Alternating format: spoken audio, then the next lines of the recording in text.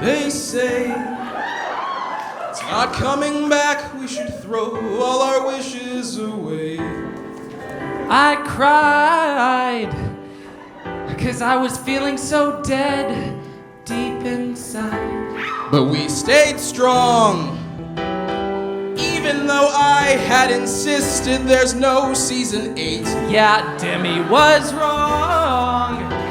We're glad to admit, and now we can say they'll be back, all online, one by one or at the same damn time. they'll be back, we predict. By November, they'll be on Netflix. Lorelai, Rory too. Logan, Jess, and Dean, and even Luke. Suki's gone. That's okay. We'll pretend she's off on Iron Chef. Or filling in for Rachel Ray. Da da da da da da da da da ya da da da da da da ya da da da da da da da da da da ya da da da da da da. But what if Seasons leaves us feeling down and out? Pretend it didn't happen like Fuller House. 'Cause we want a good depiction and not just bad fan fiction. But speaking of fan fiction, we've got some bold predictions. For Rory, For Paris, for Jess, and for Dean, and for Logan. Rory dies. Her hair blonde. Paris runs for senator and won. Jess writes more, mostly tweets. Dean and Logan murdered in the streets. Kirk has kids, I don't know how. The new hep alien is on Tidal now. There's two more we can't forget. April joins the Church of Scientology. And Paulinka's old and dead. Da da da da da. Da da da da da ya da da da da da da ya da da da da da da da da da da ya da da da da. Everybody! Da da da da da da da da da ya da da da da da da ya da da da da da da da ya da da da da da da ya da.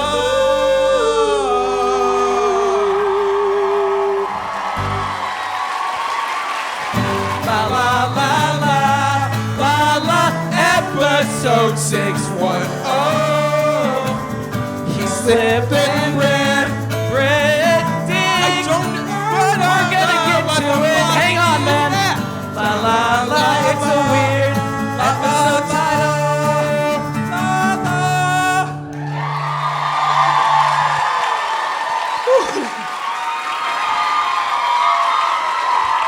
Oh shit.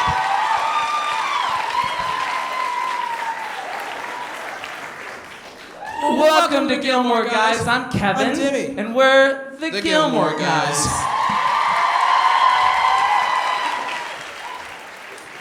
As I look into the beautiful crowd of Los Angeles, California, the first thing I see is I love it when they say the somebody's- city.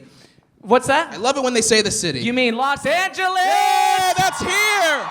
We live here. Sorry, you were saying a thing and I interrupted. Audiences love geography. Oh, the first thing I saw was I think somebody's very sweet and well-meaning father that came to the show. Front row. This gentleman, give it up. Look, maybe he brought his daughter. Oh, you don't shoot. know that. Oh, Don't maybe that's very, assume. very heteronormative of me, and I'm conforming to Kevin's very gender roles. sexist. Oh, no. Is this sexist? Another segment for our show.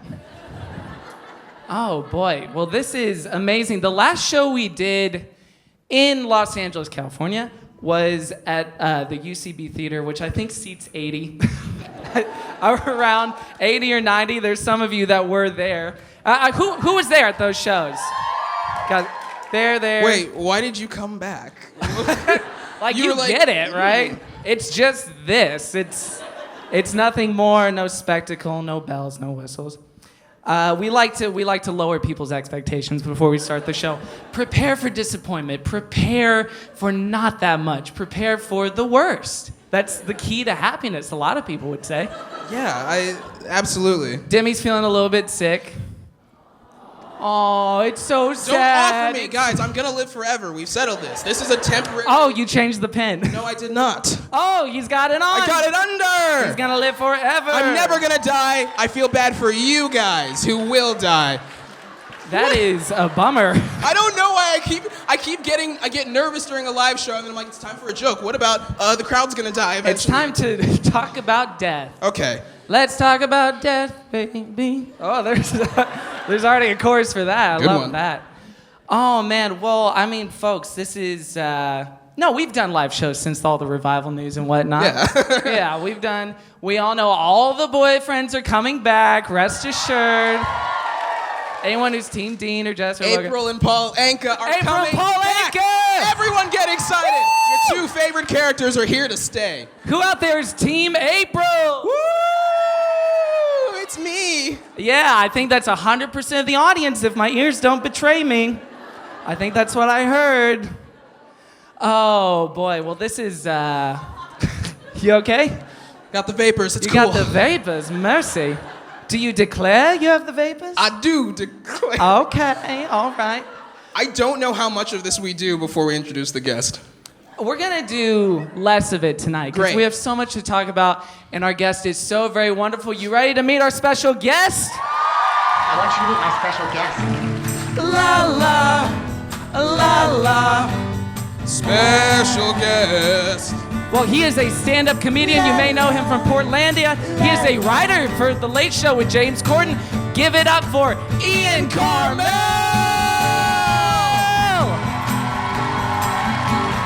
Hey, buddy. What do I do? Now we pull up our chairs to be closer to the audience. Woo! Ian, thank you so much for joining us on the show tonight. Thank you for having me. It's so good to be here. This has been long in the making because Yeah. Ian is one of the first notorious Gilmore Girls fans I was made aware of. Yeah. And so I was looking back. Our email chain goes back to like February of 2015. Yeah, That's how long we've it's been. years old. Yeah. Yeah. So how did you get into the show? How did you get into Gilmore Girls? I was living back in Portland, Oregon, where I'm from, and it like reruns were coming on, I think ABC Family. Yeah. Now Freeform. Now Freeform. Now Freeform. ABC Respect. Family's becoming Freeform.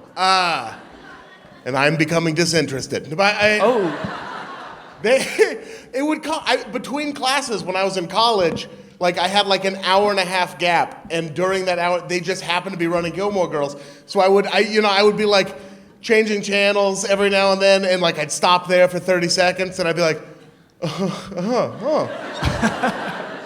oh, it's pretty good. And then I'd like turn it to ESPN and watch SportsCenter for like, to balance it out. The fifth time that day kind of thing. Oh, sure. And then slowly that 30 seconds became like a minute, and then it became like 3 minutes, and then it became the whole episode, and then it became me building my class schedule around that gap. And then that became me stealing the DVDs from the Best Buy I worked at, and Whoa, a lot of people hate Best Buy. I know. Pretend it's a boat and that Ian's Rory. It's okay. Yeah, right, exactly. And I've since reconciled with my mother about it. My mother, who founded Best Buy. Now, Gregory Best Buy? Mrs. Best Buy. Mrs. Best Buy. Yeah. Susan Best Buy - Carmel. Yeah, that's right. She's Maiden a name. strong, independent woman. Yeah. But yeah, and then like I've probably watched the entire series like 3-4 times, and I slowly got my friends into it, and all of them were so skeptical, as I was when I first started watching it. They always are. They are. They always are. Because it was, we were all like scumbags in like our early 20s. Right? Timmy, how old are you? early 20s. Yeah. Scumbag. Full blown. I am a scumbag, so. We were like the worst. You know what I mean? Like you would have to like clear PBR cans off of the table, you know, to put a new PBR can there. Like we were like that. Yes. And like it was me and like other people who had played football. So we were all like sitting like on this couch, like, and they're like, what are you watching? I'm like, Gilmore Girls, and they're like, stupid, and then they slowly, like they would slowly like join me, and it happened like one friend at a time, like one friend at a time. And would you also converted get your pulled in. bros. I converted all of the bros to where other bros also bought Gilmore Girls. Oh, They like, hell yeah. So like then like everybody had their own DVD sets of it. You know what I mean? Like, Oh, sure. it was the best, and I remember. And then it got to the point where we like illegally downloading the seasons too. I stole it so many different ways, and I apologize. Imagine if there was an FBI like raid on your apartment. They They come in with guns drawn. Yeah, they would. Yeah. They're like, where are the drugs? There are no drugs, just There's no drugs. flash drives full of Gilmore Girls episodes. Amy Sherman Palladino with like an FBI windbreaker on behind them.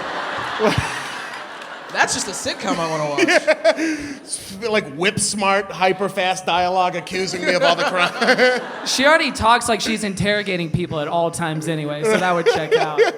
Oh, man. Waterboarding me on the Algonquin round table. Algonquin? The Algonquin. Oh, Algonquin round table. Algonquin, yeah. Algonquin round table. She's obsessed. Oh, yeah. Algonquin round table is the vocal warm-up we were doing before we came on the stage Algonquin tonight. round table. I missed it, so I don't know what's going on. Algonquin.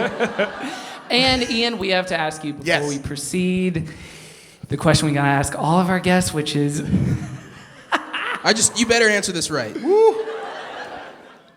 Team Jess, Oh, yeah. Team Dean, or Team Logan?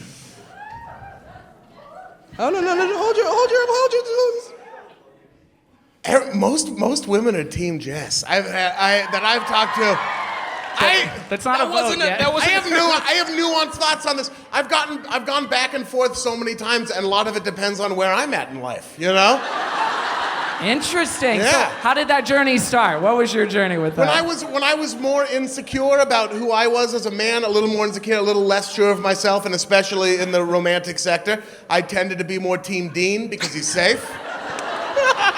You're correct. Because he's safe, Sure, right? sure. Yeah. But then as I started to come into myself more as a man, right? Yeah. And realize that everyone's an intricate person, you know, and the world is not, you know, AC/DC, you know, nobody's good or just bad. Everybody's got a little bit mixed in. I slowly became more Team Jess, and I've never been Team Logan. She doesn't need a rich guy. She doesn't need a rich guy. You know what I mean? Well, she doesn't need money, that's Yeah. for sure. She's Especially the richest now. person I've ever known. Yeah. Although there was that classic line in 608, she said to Logan, like, everything you've had was been handed to you. And then now, 2 episodes later, she is literally getting an offer Handed. to get a castle. Tens of millions. Castle. Literally, to get a castle. Civil War era canon. Yes. Which renders the castle obsolete. You know what I mean? Yeah, true. It's one or the other. Can't keep cannonballs out with a castle wall. It's foolish. Folks, well, the episode at hand is episode 610. He's slipping in bread, ... dig. Dig. Okay. Dig. So, dig is obviously a reference to the character Joel, the guy from Brian. So, yeah, the guy from... And the documentary also Yes. titled Dig, that they took that scene from where the band attacks each other. He's slipping in bread. Is that... I was going to watch the documentary before, and I got 10 minutes in, and I was like, I don't like this. So I stopped watching it, and I wonder if it's just like a phrase from the documentary. I don't know. Or it seems like, is that like a weird hipster beatnik way He's of giving them saying... money. Yeah, Christopher's giving them money. That's what I took it We as. did it. Yeah, I think that's it. Slipping I think them bread, so. you dig? Yeah. And if we're What a wrong, weird- don't email us. We're fine. You can email Kevin. Because when we ask for it, we get thousands. And the Netflix synopsis for this episode is Rory's long-absent father reappears in her and Lorelai's lives, casting uncertainty on what this will mean for Lorelai's current relationship. Does not happen. That is not true at all.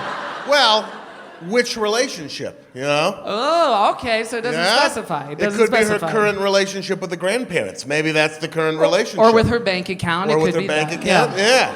I think it seems to imply Luke, but this has no bearing as of right now on her relationship with Luke. It has a very heavy-handed bearing on what Luke is like when he's like, yeah, you know what? He should be in her life. Every father should take care of their daughter. I wish he had just gotten like wide-eyed and been like, oh, I have to go. Like it was. He basically did. Yeah. He basically did. Yeah. But we got to get into it. But before we do, we have to ask ourselves the question: how did the WB promote this show in the year 2005? Two things I want to point out. One, the voiceover guy is very confident in knowing how much Christopher has. Number two, the use of reverb on this promo is amazing. So let's just watch those, look out for those as we watch the promo right now. Tuesday, as Luke wrestles with guilt. I've got a kid. Lorelai's ex returns with millions, tens of millions. I'm rich. And he wants to share it. Now I want to take care of you and Rory. Fresh new Gilmore Girls and Supernatural. Tuesday starting at 8, 7 Central. Supernatural! What is that pained Luke, like, just like, I want to take care of you. That's a deleted scene where somebody had a blow dart just up on a tree. I guess. Right?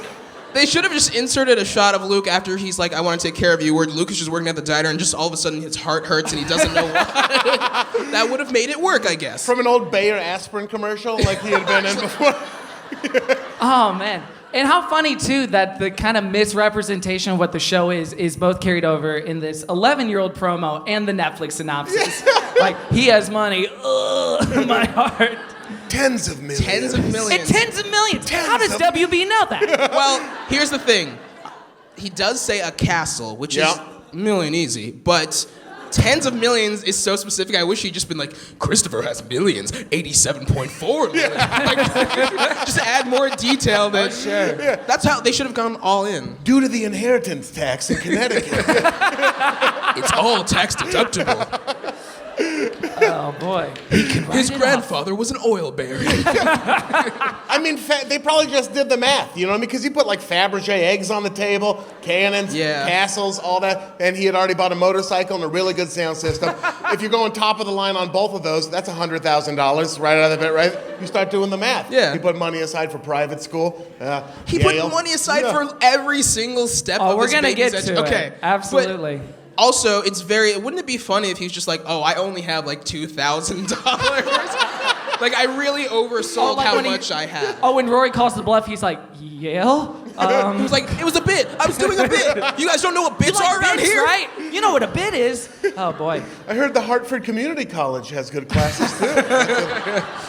And it's really what you make of it. Oh, but before we get into the episode discussion, I think it's time for a little segment we call Pop Goes the Cult, where we take every pop culture reference in the episode and put them in a supercut and watch them back and just kick it. Just kick it, bro. So this is episode 610. Oh, yeah, Demi's kicking it. All right. He's slipping him bread. I'm slipping him brag. He's slipping him Greg, big. This is Pop Goes the Culture. I'm gonna be calling out tunes like Jack White. But we rehearsed in this order. We've got transitions. Yeah, REO Speedwagon had transitions too. You wanna be REO Speedwagon? We should have brought the smoke machine. Wireless mics. Isn't that too Gwen Stefani? Not if we wear them, it'll be totally Peter Gabriel. Make an occasional noise so I know you didn't pull an Elvis. Lenny Kravitz. Where did Lenny Kravitz get all his money? Yes! One hit and he's buying a Fifth Avenue mansion. Maybe you went through Nicole Kidman's wallet when she wasn't looking. That's gotta be it. I work for the police, the Knack, Franz Got a Ferdinand. nice Fountains of Wayne meets the Shins, crossed with Odyssey era zombies, and a mix of early Who and mid to late era replacements vibe to it. No one tells Axl Rose when he goes on. He goes on when he feels like it. It's like Motley Crue's been here. I'm assuming that's Palenka. Well, it ain't Louis Prima. Unless it's a Waiting for Guffman thing and the label guys don't show up. Did I just jinx it? Oh, I started reading Beowulf, that new translation you recommended. The Seamus Heaney, good for you. Do you want to be our DA Pennybaker? You can be in Germany, Czech Republic, Scotland, Narnia. Apparently he was one of those unsad deaths, like Buddy Hackett. No one was sad about Buddy Hackett? No one I saw in the news. Yeah, I mean, I'm not Bill Gates by a long shot. And I laid out some Oscar Mayer. The Oompa Loompas? Those two. Recorded their meows, did some editing, and cut a record of them singing Ring of Fire. Yeah, well, I got the girls from the Wash and Brush Up company from Wizard of Oz working for me now. There was only one other annoying early bird ahead of me, but I bribed Gypsy with a pack of Rolos, and she took me first. She is such a Rolo whore. Quick, wish for a Sephora to be built within walking distance. See, I'm a student of Martha. You know Martha Stewart? Luke, you're not Warren Beatty. You're funny. Really, Luke, I'm calling you Yakov from now on. And at first, young Seacrest hemmed and hawed. I'm getting very uncomfortable with the Freaky Friday moment we've got going on here, because it means I have to go to Yale, you have to run the inn, and oh God, I don't even like thinking about what it would mean for Luke. Classic, my daughter's gonna have sex with my fiance joke. As a button to the end of that one. Just a classic Hollywood trope. Yeah. It's because they're close. They're like best friends, too. Oh, mothers and daughters, best friends? No. This show posits that they can be. There's a lot to cover in that one. First of all, the absolute fetishization, I would say, of listing a lot of bands in a row that this episode has in full force. They named most of the bands. Yeah. In the world. There's that. There's the fact that Liz's apex of humor and comedy is Yakov Smirnoff. Who's your apex, huh? You, Dimmy. Who's better? You, Dimmy. Aw. You're my hero. In Soviet Russia, mine is you. Oh. It got warmer just with that affection. Like it physically... A little heated up. Yeah. I like to not, like Yakov Smirnoff, I like to not just ghettoize him into comedy. I think he's just an entertainer in all forms. You know what I mean? Every kind of Yakov, Picasso, Rafi. Yes. All of the greats. Yeah. Oh, sure. Oh, so this episode. Wait, also, yeah. The two things I wanted to talk, well, three, actually. Well, we'll talk about one of them later. Sorry. The Lenny Kravitz thing. Lenny Kravitz has been famous since like 93. Yeah. I don't know why they don't think he has money. And he came from money too. Lenny Kravitz has like showbiz parents. Yeah. Yeah. Yeah, I'm not the one who said it. Hey, dude, whoa. I didn't say that about Lenny Kravitz again. No. He's also very good at investing. I love American Lenny. Walker. Did you see the Hunger Games, Kevin? Yes, I thought he was good. I thought he was solid. Lenny Kravitz is maximizing his potential, something we could all learn from. Everyone here could be a little bit more like Lenny Kravitz. A little more Lenny, a little less Logan. And hopefully we will be by the end of this show. And then the other thing was, he is like, we can be like Peter Gabriel, and then he's like, oh, do you want to be like REO Speedwagon? And episodes ago, he was shitting on Fleetwood Mac. What is his litmus for what's a good band? It's all over the place. It kind of changes. Maybe it's a moving target. Maybe it changes week to week, just like Ian's taste in The Boyfriend just changes from decade to decade. Yeah. So equally as volatile. As Zach gets worse, so does his music taste. Oh, sure. He dragged REO Speedwagon so hard. That was Leave brutal. Them alone. They're going through hard times. They have. They're going through hard times. We have a lot of sympathy for these recording artists here tonight. Peter Gabriel's cool? I mean, I think so, but he shouldn't. He's not cooler than Fleetwood Mac. No. That song he wrote for Wally. So, guys. Look, we're going to go through everyone's discography tonight, starting with Lenny. I hope so. So, there's a few takeaways from this episode, and this is the first episode... Oh, just to catch people up, I'll throw a video up on the screen. This is the first episode since the introduction of the following character. Fuck you!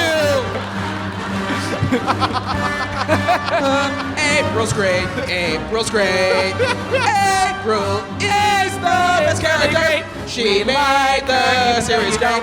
I love her, and she is my friend.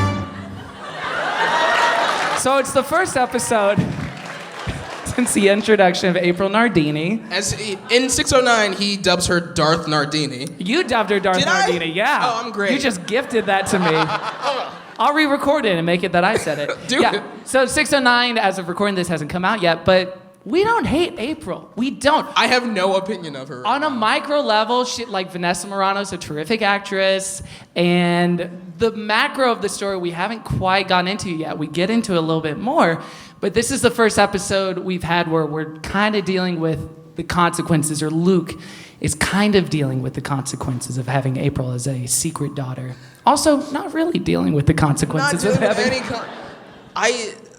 I have so many questions about what this April storyline can turn into, because it feels like he doesn't need to get involved, but also he should at least call Anna and then just be like, I know you don't want me in your life, but I would like clarification as to what happened, and then he can tell Lorelai. Tell Lorelai. Tell Lorelai. Tell Lorelai. That's easy.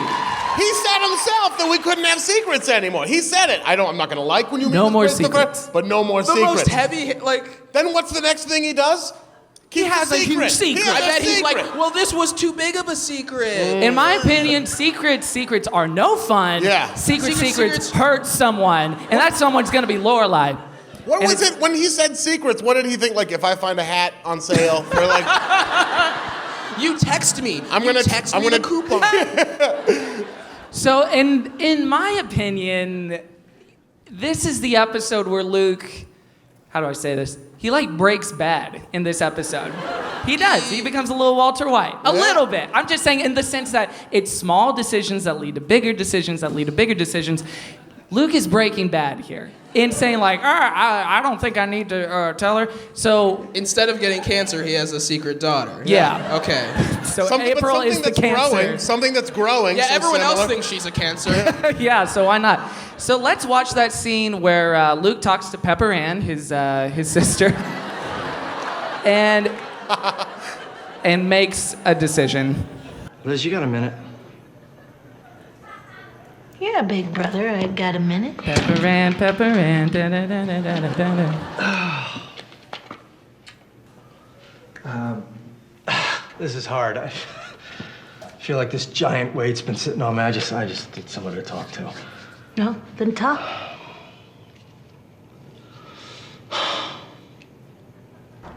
I've got a kid. A kid? You've got a A kid? girl, a little girl. She's 12. What sort of reaction is I that? am her father. She's so down. She's so She cool. came to the diner out of the blue. You know, she was testing to see who her father was. Not for money or anything. It was for this science fair she was in. She's smart. Oh, boy, oh, boy. So I went down to the fair and Are you there she okay, was. Liz? She's reacting the way someone would react if I was like, I got an A on my DNA test. She's mine. 12, huh? 12. That's Anna Nardini, isn't it? How'd you know? Luke, you're not Warren Beatty. I mean, you could have been girls like you, but you're a serial monogamist. That's why you're you. I remember Anna. I liked I her. don't know what to do. I'm just so confused. Well, what did Lorelai say? You haven't told her. We're engaged. We're on track here, her and me. And Rory's back, so that's settled now. And we're in a good place. You know, this could wreck it. It won't wreck it, not unless you let it. She's been out there 12 years, this little girl. What does Anna want from you? That's the thing, nothing. She hasn't contacted me. I mean, why hasn't she? I mean, she could have called me. What? Does she think I'd be a deadbeat? Oh, no one would think that. April doesn't want anything either. That's her name, April. You know, it's all just very scientific with her. You know? I mean, I couldn't even get her to go for ice cream with me. Luke is doing some incredible head acting right now. Did you offer cake? Luke sounds thirsty AF. Maybe she wanted cake or pie. You offer pie? No. Maybe she wanted pie. Or fudge. It's not about what I offered her, Liz. She didn't have any interest. Liz is not doing well. You know, that's the thing. I mean, why should I feel burdened? I mean, they're not reaching out, neither one of them. So why should I? I don't know. And the girl's got her life. She seems very adjusted, a little weird, but thriving. Anna's got her life. I've got my life, you know. I shouldn't worry about this. I mean, why should I? There's no reason to. I guess not. Good. I'm not gonna worry. I'm gonna let it go. Yeah, this has been good. Yeah. Thanks for listening, Liz. I feel better. You should get back to your food there. You know? This is settled. What? Kevin! Luke is breaking bad. He's not. In my opinion, that's just my opinion. I am the one who cooks. Well, he is. Yeah. Damn it, I'm the one who cooks. Damn it, Jesse. There's no good reason, right? There's no good reason not to tell Lorelai at this point. And she was that. Well, he created his own little Lorelai and Rory. You know what I mean? Well, 100%, which we're gonna have to get into in future episodes. But why is Liz not Lorelai in this situation? You know what I'm saying? Why is he not giving this to Lorelai? Why does he think, like, he's been watching her make a mess of things all weekend. Why is he like, look, she can handle this right? He probably thought that Liz had experience with illegitimate children, and he's right. Probably. It's like, Jess wasn't yours, right? Oh, okay, I see. So she's kind of a veteran at this point. Yeah. It seems like the world she lives in. She can handle it. It's the world she lives The in. Renaissance Fair world. Notorious. You guys might have a thing there, because she does take that news and is just like, hey, we all have little illegitimate kids. Like, what? No, she seemed legit messed up in that moment. She seemed like there was something deeply wrong with her. In that moment, in every other moment she's in, legit messed up. It's going well. Like, sure, big brother, I can talk with you. And then everything after that is a disaster. She is so spacey, but this minute he says 12 years old, she like a Rolodex files through her head. And she's like, 12 years ago, I was this old. You were this old. I remember we were at the park. You were dating Anna Nardini. You were dating Anna. Like, at some point, Luke's gonna open like a closet that he let her use, and it's just gonna have a bunch of pictures of all his ex-girlfriends. A timeline, red twine going to every girlfriend, every woman Luke's ever slept with. He says he's a serial monogamist. In the 6 years we've done this show, he's dated 4 women, I think? 4 or 3, which doesn't mean he's not, but there's enough of a gap there that if someone said 12 years, I would go, who, 12 years? What was I doing then? Mm-hmm. I wouldn't go, I remember you were dating this woman. Yeah, it is evidence of a unhealthy fascination with Luke's sex life. Also, which we might all share. Supposedly, she was messed up for that time. Oh yeah, she's supposed to be drugged out. She's kind of a drug lady, right? You know what drug she was taking is the one from Limitless. That's what she was addicted to. Her memory was amazing. She grabs Anna's head and is like, I will never forget you.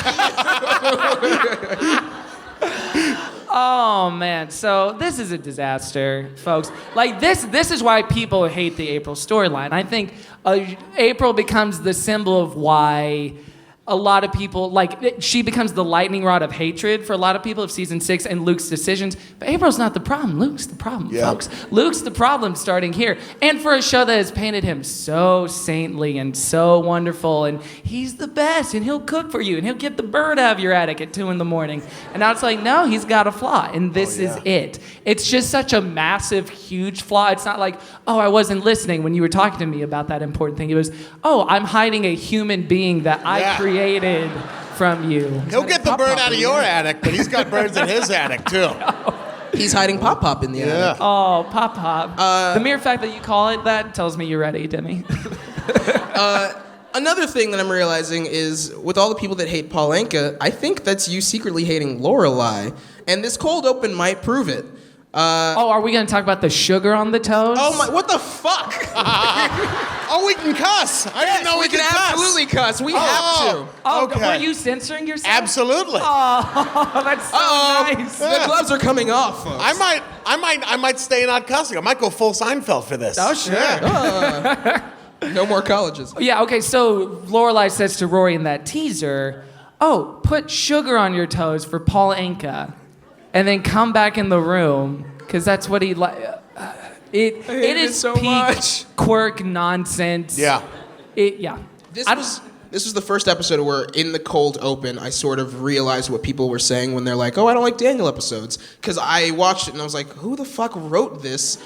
And I also realized that it was the episode about, like, Dig and the Brian Jonestown Massacre, and I was like, this is a Daniel episode, isn't it? And then it comes up and I was like, I get it now, guys. But also, it's really just the cold open was just a gag, and it didn't, like, they can be gags, but...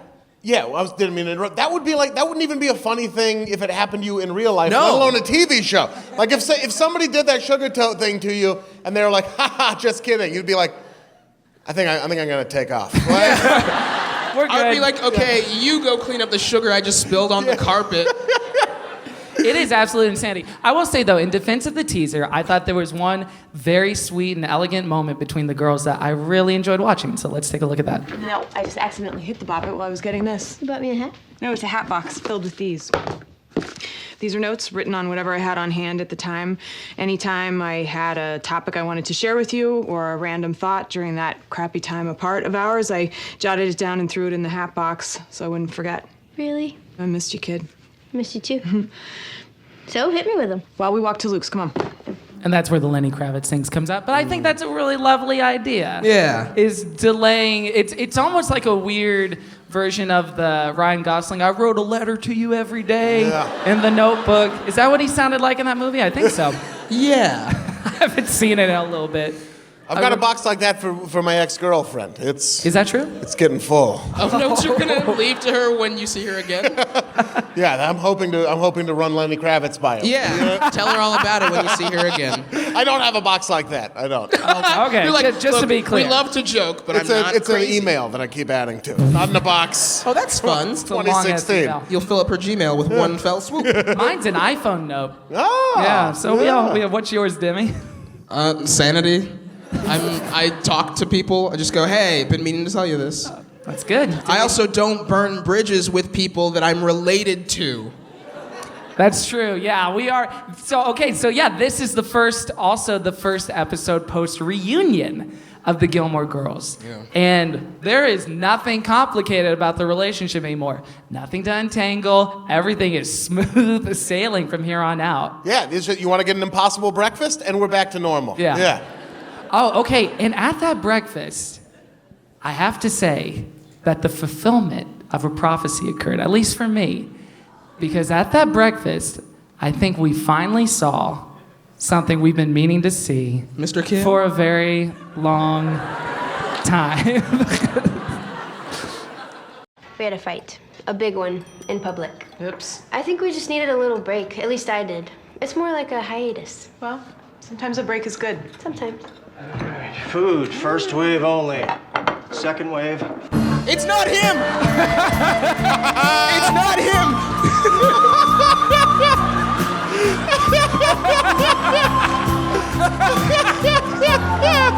He's alive! We cannot. Don't email us. Okay. I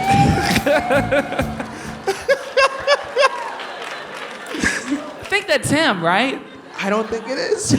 Maybe it's like Aunt Viv, where they like replace the actor after it's That would be great. Yeah. But how weird of it from a casting perspective to have both this man who is of an age where he could be Lane's father and Lane working at the same restaurant.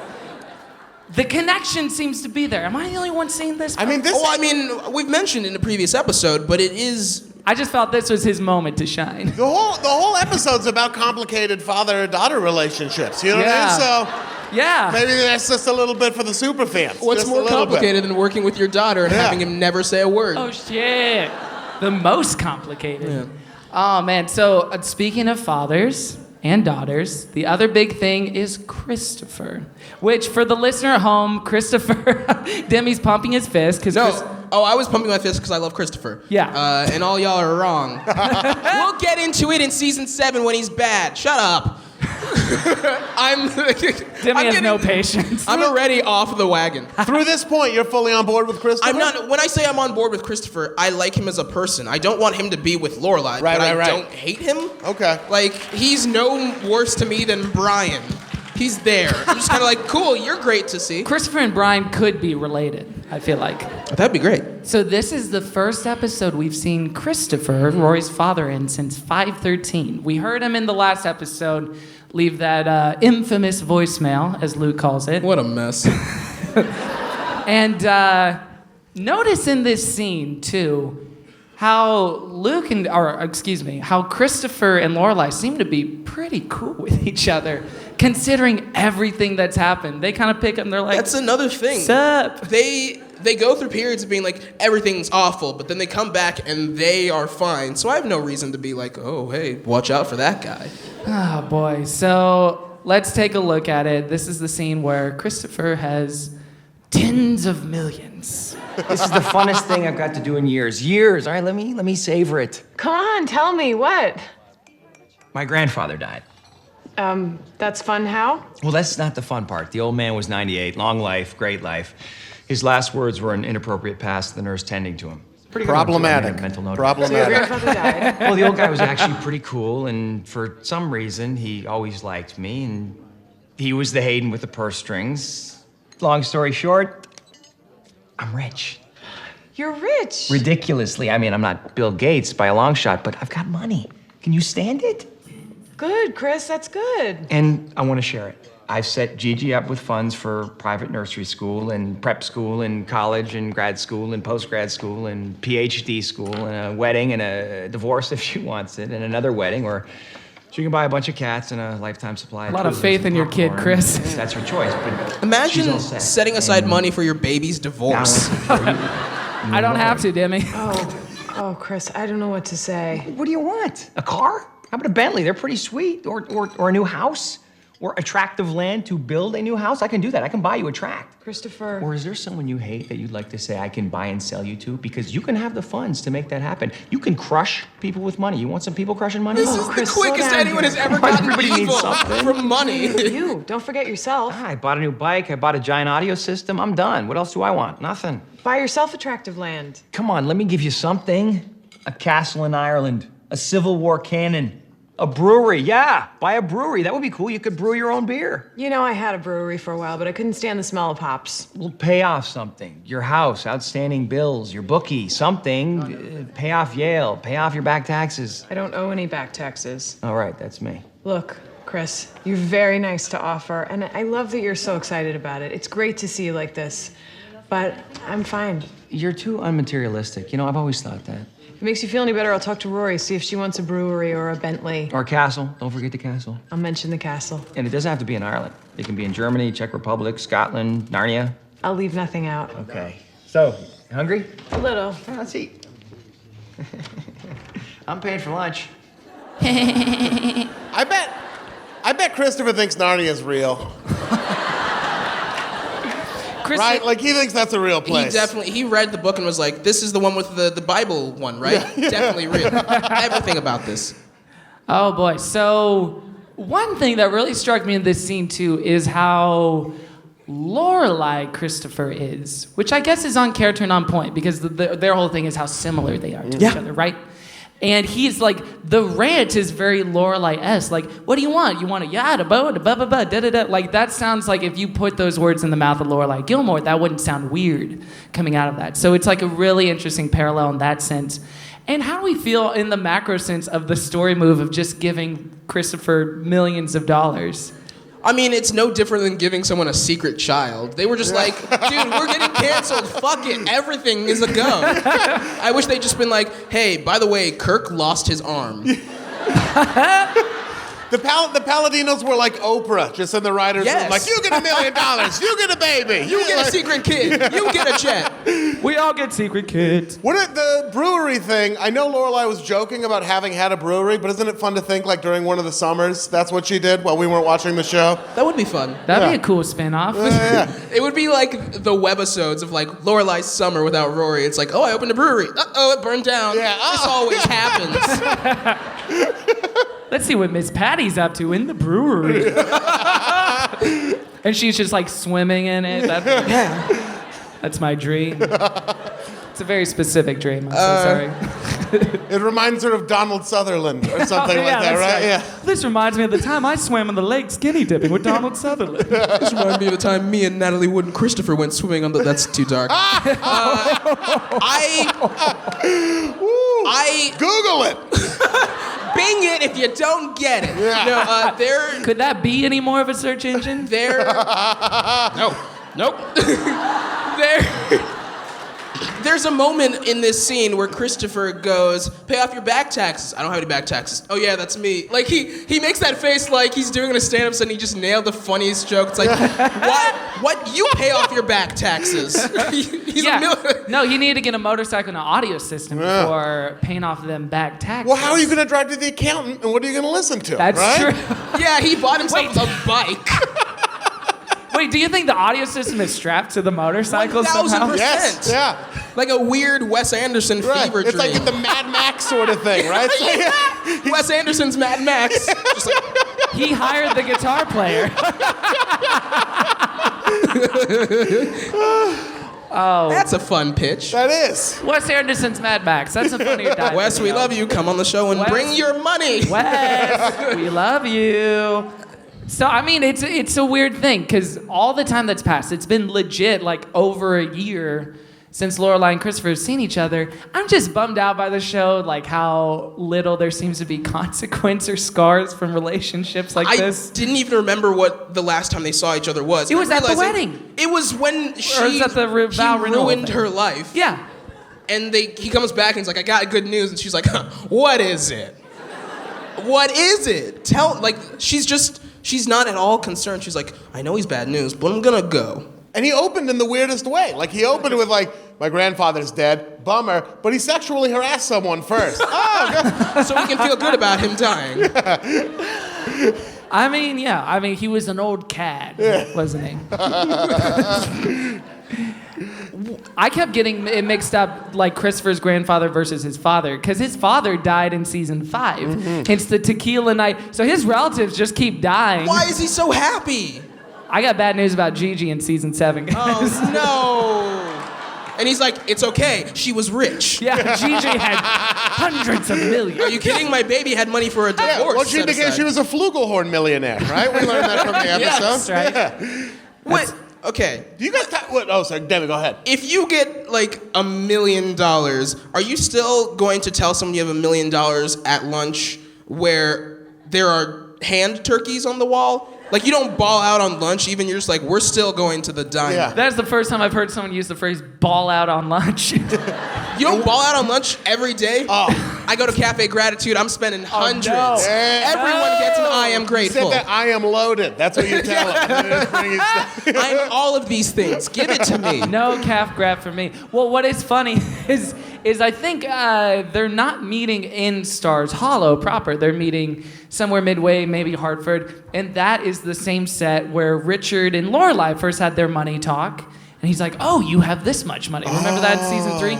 And I think that might be one of the places where Max and Lorelai had dates in season 1. I might be wrong about that, but it's like there's one coffee shop. So maybe the assumption could be Chris says, pick a place, any place, and she picks at like whatever I would coffee go, shop. don't worry, I figured it out. It's this place. And then she's like, what? This is the fanciest restaurant in all of town? It's like, I know. You'll understand soon. It's like, and then when he goes with Rory, they come back to the hand turkey restaurant. Go anywhere. Because that is the thing. It's like it's a dream scenario, because that's always like one of the hypothetical questions. Oh, if you had $1 billion, what would you do? That's not how you would announce it. It's just like, I'm rich. Who wants a turkey? It would be, there would be more of a rollout. I would do it in like a song. I would shoot a viral video with a flash mob with all them holding up dollar signs. Full Gatsby. You arrive in a hot air balloon towards the end of it, you know what I mean? Yes. And then you do the Willy Wonka roll out of it. Yeah. Okay, wait. That's how you announce that you're rich. Let's go down the line and say how we announce we're rich. Okay, I like this. I'm gonna start. I get a gospel choir. I drop a curtain, flashing lights with like one of those spinning fireworks, just going, oh, he's rich. Oh, he's rich. And just like, maybe I have Richard Branson come out and hand me a check, and then I burn the check because I have more money than that. You don't need it. You should have gone last, Demi. No. Tell you what, since I'm so rich, I'll just also do you two's ideas. Okay. Sorry. All right, with your money, so 6 Lamborghinis, right? There's 6 Lamborghinis, sort of set up like Iditarod dogs or perhaps Santa's reindeer. Yeah. And I'm in a chariot behind them, right? Okay. Oh. And I'm in the chariot. To my left is LeBron James spinning a basketball, perpetually spinning a basketball, right? On my right, Mom and Dad. They're coming too. My mom and Dad, right? Oh, you stay humble. That's good. Yeah, I'm staying humble. I'm keeping them in the loop. All right. So we pull up, and then we like onto a beach, and like me, LeBron, my mom and dad jump off the chariot, and the Lamborghinis just drive right into the ocean. Right into the ocean, and then I hop off, and you know the person I'm telling, they're like, "Oh my God, what?" I'm like, "I know, right?" I love it. Yeah. So that's pretty much it. It fizzled out at the end. I would buy out a Chili's. Yeah. The whole restaurant. Just one? Well, no, it would be part of a rollout campaign to get all of them in the greater California area. There's a great one in Encino, and there's a great one in kind of like You want to west plug of Duarte. the Chili's. We love Chili's here at Gilmore, guys. Well, speak for yourself. I'm the a last time we TGIF did fan. this worked, by the way. The last time we did a fake sponsorship, it actually Shut up. did. Okay. We don't like Chili's at all. We love Maggiano's and all of the other wealthy restaurants that have high-priced appetizers. Sorry. Buy out a Chili's, put it in chocolate sauce on top of the thing, and then just have like Donald Trump be our waiter. Yeah. And then pay Lionel Richie to be there as well. But he's not doing anything. He's just eating Cheetos next to us. Like I don't pay him to sing. He wants to sing, but I don't want him to. I think he'd do it for free. What's that? If he doesn't have to pay for the Cheetos, I think he'd do it for free. Oh yeah, I'm paying him not to sing is the thing. Ooh, and you just see him like wanting to really bad, like his jaws clench. He really wants to sing. And I would just slip another 100. Yeah. You're like, not Donald, now. send this drink over to the table over there. It's Lionel Richie. Oh, actually, I would make all the candidates be like the cook. Like Hillary could be the chef. And You really want them cooking your food? They'd absolutely poison you and leave. I'd want Jeb. I could. Jeb could cook. Jeb it'd be awful, but he would work hard at it. You know what I mean? He'd bring out, you know what I mean? He would like made you a cake and it comes out your name is spelled wrong. Oh, sure. There's clearly a part where he ate some of the frosting and he's got like finger marks in it. Is Jeb the Suki of the race? They did both drop out. What? Oh, too much, Dimmy. Too long? Too much? How are we already so off topic? It's a sensitive subject. Well, to get back on topic, we could talk about Rory's reaction to this news, which is, well, let's watch the clip and then we can talk about it. Rory's reaction to this is stunning to me. Anyway, he left Chris money, a lot of money, and now he's offering to shower us with it. You want a Bentley? I don't think so. How about a castle? What would I do with a castle? I'm simply relaying the offer. Dad should keep the money for himself. Are you sure there's nothing you want? A brewery or Fabergé egg, or let's see, what else did he mention? Paying for Yale through a PhD, vacations, a cannon from the Civil War, functioning, by the way, so it's not just for show. It seemed like the sky was the limit, although he didn't mention the Hoover Dam, so maybe there is a cap of some sort. Actually, I think maybe there is something I'd want. Really? Okay, what? I would maybe let him pay for Yale. Seriously? Yeah. Wow. Unless it's too much. I think it was the cheapest of all the things he mentioned. It's just that there would be residual benefits. It would get me out from under Grandma and Grandpa's thumb, which sounds really good to me right now. Well, I can't say I don't relate. I don't want them to be holding anything over my head. I don't want to owe them anything. There's too much pressure, too much expected. There are too many strings with these people.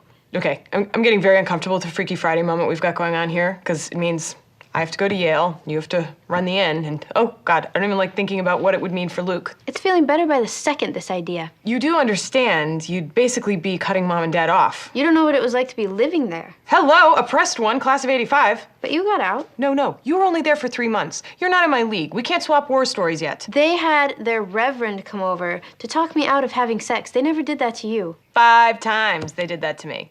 The last time they triple teamed me with a priest, a rabbi, and a Mormon missionary. I made so many jokes that night I should have had a microphone and a brick wall behind me. And I never got a $40,000 sex house. A what? You don't want to know. Look, I know it's a slippery slope. Dad is dad. Yes, he is. But I'm pretty sure I want to do this. Well, if you're sure, you're sure. We'll call him. We'll call him. He's gonna be happy. Not as happy as me. Good.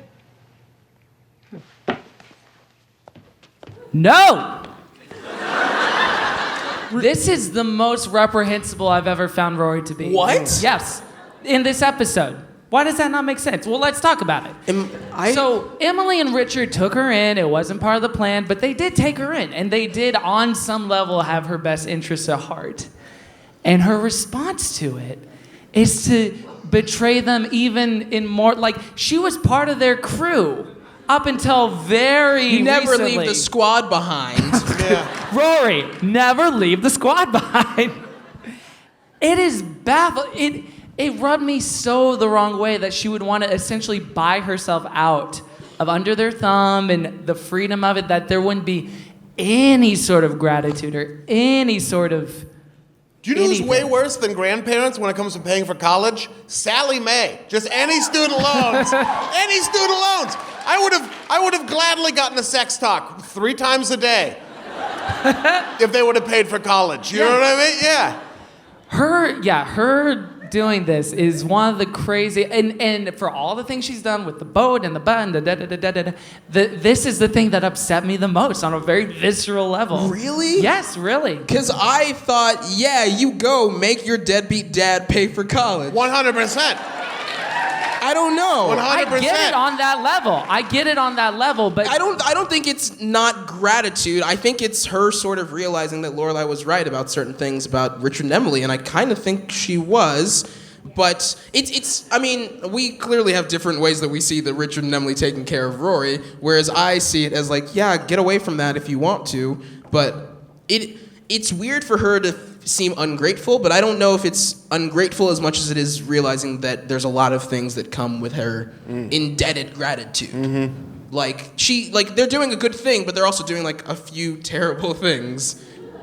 I get it. I just You know what I did hate her for is when she was like, no one's had it as hard as me in this house. And it's like you're talking to the one person. Oh yeah, like she's a veteran of it. Yeah, you were there for 3 months. Like, how tone deaf could she That's have the been thing, in that it's moment? tone deafness. It's a lack of self-awareness that drives me at the wall with Rory, especially in this scene. She loves to tell other people that it's like, you don't know what it's like to be me. It's like, she's like, she does. Logan, you have everything paid for you. You do too. Lorelai, no one has been in Emily's house before. Like, she was there for 16 years, you idiot. Come on. That's the nonsense part. Yeah. It seems pretty great to be Rory, by the way. You have an excellent metabolism, right? Fun. Yes, you do. Fun sweaters. Everything's always cozy. Fun sweaters. Fun sweaters all the time. Everything. You get to live in Stars Hollow. Like every day, there's a parade every other day. You were a literal queen of a town. Of a whole town with a gazebo, with the best gazebo. I grew up in Beaverton, Oregon. There's no gazebo. There's a Target. Target is the gazebo shopping center. Yes. So chill out, Rory.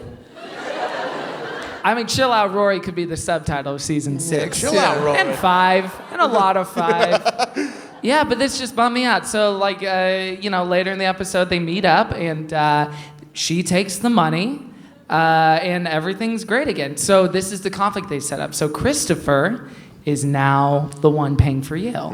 Obviously, this is going to have consequences with Richard and Emily at some point. I wish I could articulate why. If only I had a podcast to prepare for and get my thoughts together for. Wait, you wish you could articulate why what? Just why Rory bums me out so much in that scene. I think it is the lack of self-awareness. I think it is just like the utter lack of communicate, the free agentness. Like, she's so volatile. It seems like she could do the same to Lorelai next week if Logan said the right thing. You know. Between Rory and Lorelai, both parties in the Grand, like there was somebody to speak on both sides of the argument. You know what I mean? Yeah. And Lorelai was always these two old wackos trying to ruin my life. And Rory was always like, but they're sweet and loving. And both of those things are true. And all of a sudden, now you have the defense lawyer switching over to the prosecution. You know what I mean? And they're like both ganging up on the grandparents. And you do have complicated feelings about them because you're like, yeah, they are very restrictive and controlling, but they also are loving and providing in their own way. And all of a sudden, it's just two people like double teaming them. That feels uncomfortable a little bit. I think it seems overly vindictive to me. Like, it's just the twisting of the knife. Like, no, I'm not living under your house, and you're not gonna pay for my tuition. That's what it feels like to me. I don't know if they're like, oh, please let us pay, please. But like, right. Do you think that they would be upset to learn that Rory has found, like, even if she stayed there? I think they might be. Oh, let me guess. They get upset about it. Okay. Well, we'll see in the rest of the season. We'll see in the rest of the season. I think they might not. So now... Yeah. Oh, now I don't know. Yeah. There's both sides at work here, folks. One thing I wanted to touch on, this is a little off topic from what we're talking about. One thing I wanted to touch on is the reunion. Not the revival episodes, but the reunion on this show of Lorelai and Rory. And then Rory and Luke see each other for the first time in a while. And Rory and Luke greet each other for the first time in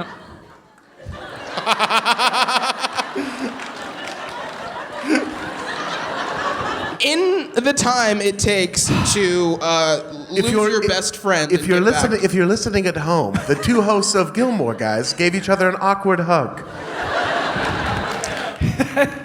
Can I show the clip? Because we need to break this down in a big way. Okay, so let's watch it, and we'll do a little play-by-play. A moment thing. Just wait here. Okay. Hey, You ready? for what? For this, the moment you've all been waiting for. What's that? It's a drum roll. Sounded more like a helicopter. No, it's a drum roll. Go with it, okay? I'm with you. Ladies and gentlemen, Rory Gilmore. Okay, here we go. Hey, Rory, you're back. What? What is happening right here? She comes in, he goes over. Okay, let's see it slow down even more. I love She this. does not seem to want it at all. Look at that on her face. He's into it. She seems whatever about it either way. This is like a John Madden. Like, I love this. I didn't know you had a laser pointer.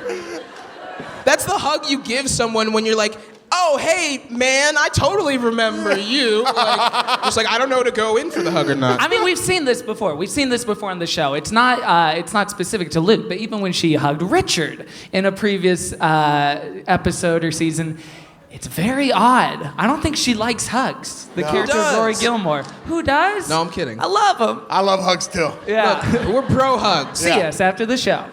But this is, that really upset me. She looked like she was avoiding a punch. It was crazy. Yeah. Don't hit me, don't hurt me, don't hurt me. I'll hug you, bud. Nice try. Oh my gosh. She gave him the okie doke on that one, yeah. And Luke doesn't seem like a very pro hug guy either. So for him to go all in on it, you know what I mean? So maybe it's in character. Maybe that's the thing. Like the fact that it was an awkward train wreck nightmare of a hug is on point for the characters of Luke and Rory. Yeah. On some level. And with that, we do need to talk about Hep Alien. Yeah, good. Let's. Oh no. Some people don't like Hep Alien. Oh no. Well, they're here tonight. No, they're not. That would be those like few people would be like, oh no. Can you imagine?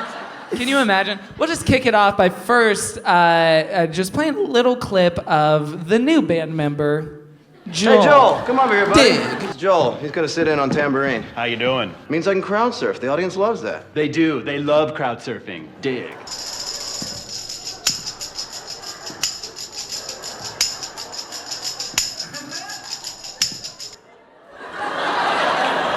Guys, I love Joel. I love Joel. Do I like anything else that's going on in these scenes? Ugh.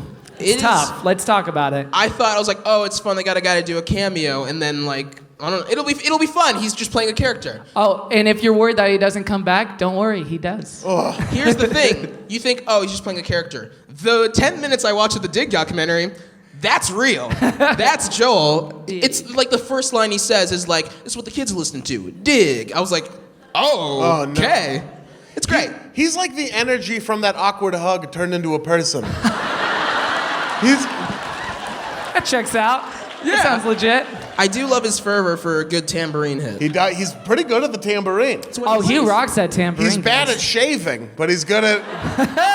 He's good at he stands so awkward. Yeah. Well, what world does he come from? Because it's not Earth. Do you have a clip of the fight? Oh yeah, we're gonna get to that. Oh god, Because watch at the end of the fight the way he stands when the curtains close. I was like, oh, we'll recreate it. Yeah. Yeah. But leading up to the fight, okay, so they're rehearsing, Hep Alien's rehearsing, they got the big gig, the label's gonna be there, the record executives are gonna be there. And Zach does not want to write a song about his committed to girlfriend at all, even though everything in the world rhymes with Lane. Brian tinkles out a little melody on Sophie's keyboard for a little song he's working on called Lane. By the way, the look Carole King gives Brian in that scene, it's like he's Mozart. Like if you rewatch the episode, it's like, what's that sound? And everyone has the head turn moment. It's your cousin, Marvin Berry. You heard that sound you've been looking for? Well, listen to this.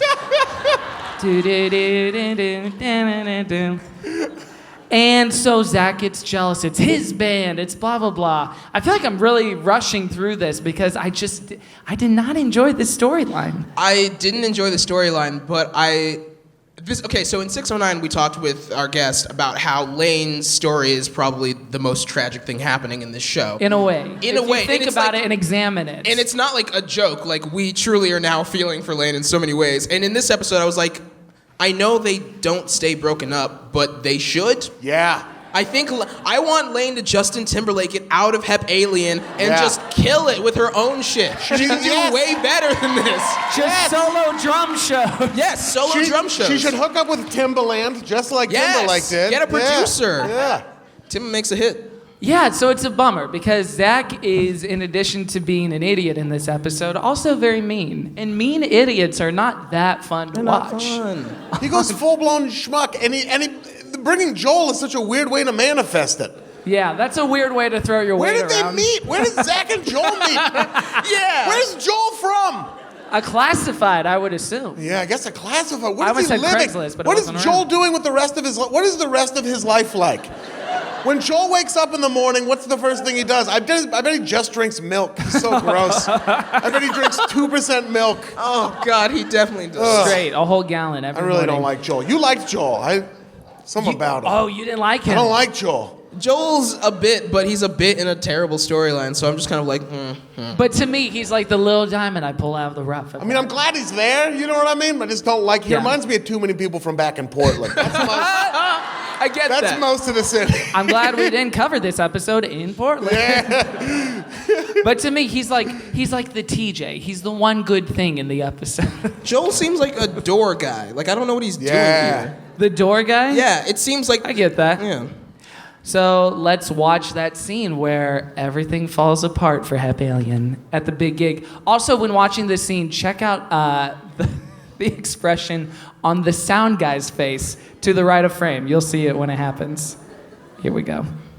Get back! Zach! Don't kick him. Get off my stage if you got a problem. Nobody's gonna tell me what to do on my stage with my band. Dude, you need to find another place to stand. I'm not gonna tell you again. If he moves, he's gonna block Lane. Oh yeah, you don't want Lane blocked, do you? Come on! This is a song called Stella. We haven't learned that song. Let's go back to the set list. No, we're not gonna do that. I'm here to destroy the system, so stay out of my way. Does it? Hey, and you need to...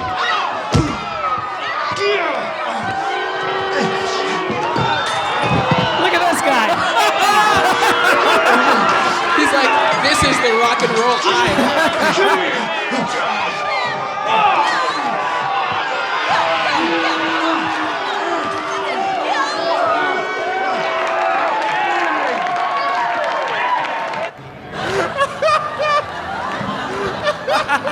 He looks like Mick Jagger mixed with a tauntaun. Dude broke my wireless mic. Zach, what is wrong with you? Nothing. Nothing?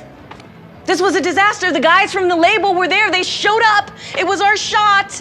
We worked so hard to get to this point, and we blew our big shot. What the hell is wrong with you? You let me down tonight. You let down Gil. You let down Brian. I don't want to hear about Brian. Zach. This is what it is, okay? Maybe this is why people in bands shouldn't date. Yeah. I guess so. Fuck you, Zach. You idiot. What does that have to do with anything? So sad, guys. Keiko Ito's acting her ass off in that one. Yeah. She's great. so good. Yeah. That's why the character's so tragic. It's because she's so lovely and wonderful as the character. It is... I don't understand her relationship with Zach at all, on any level right now. This pushes it into the realm of inexplicable, Yeah. right? Because it's like, what's the thing she's latching onto? What's the one good thing? He's a hunk. I mean, he's a bit of a hunk. He's a bit of a hunk. Yeah. He looks like he surfs everywhere. He looks like he surfs to the grocery store. He surfs to the gig. Yeah. He's like entry-level hunk. Yeah. He is entry-level hunk, but you know, Entry-level hunk. Yeah, Right. you know, he's like Ryan Gosling, Mickey Mouse Club. Yeah. He's not Ryan Gosling. A child. Notebook. A child. Exactly. Entry level. He's the Teen Beat poster on the wall. Yeah. He's not the Wet Dream. He's Teen Beat hot. What? It's what okay do you to want? swear. What do you want? This is what you paid for. This ain't your mama's Gilmore, guys. I do feel a particular affinity and kinship with Zach because I found out recently Todd Lowe went to my high school. I just found that out the other day, which is so strange. We were not in the same class, for those wondering. That would have been funny if you were and you like bumped into him in the hall and you're like, you look familiar. Yeah, maybe someday. By the way, Todd Lowe's band Hootenanny is a terrific band that you guys should all check out because he is a pretty accomplished musician at this point. Probably the most Sebastian Bach. But he's really playing and singing. Carole King. Oh, wait, just in the band. Yeah. Oh, Carole King. Yeah. Oh, that's the thing. Bye-bye, Carole King. Bye-bye, Sophie. This What? is her last episode. No! I know. I just found out about her. I know. That's right. You just found out what all her songs are, and she's going away, going bye-bye. Except maybe in the revival. We'll see.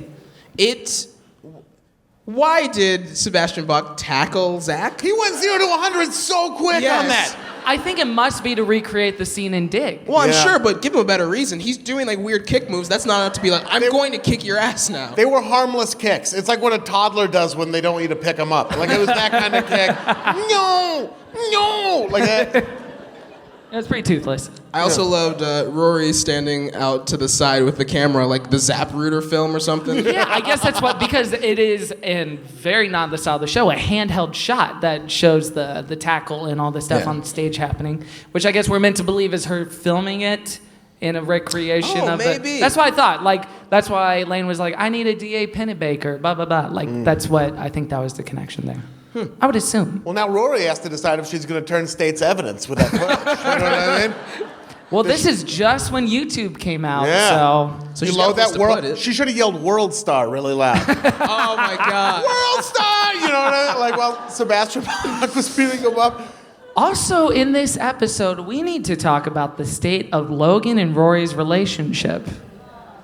Yeah, it's real rough. Honestly, I'm happy for Rory. I'm all right with me renouncing my Team Logan hood, at least for the time being. Yeah. I'm okay with it. He made it through the 12 steps, everybody. Demi's my sponsor. And so we're at the end. We're at the end of the episode. The Thanksgiving scene, which is so much more a low-key affair than it was in like season 3 with the deep fried Korean Thanksgiving. And there's several things about this scene that raise questions. One, where is Jackson?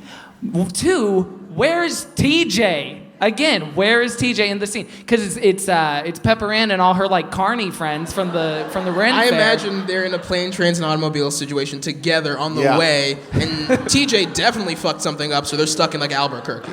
Oh, that'd be sweet. Also, where's Suki's... I guess they'd be with Jackson. Where's Suki's children could be a whole web series of this show, too. Where are they at any time? Davy and little Martha. I mean, honestly, Liz without TJ is like milk with no cookies.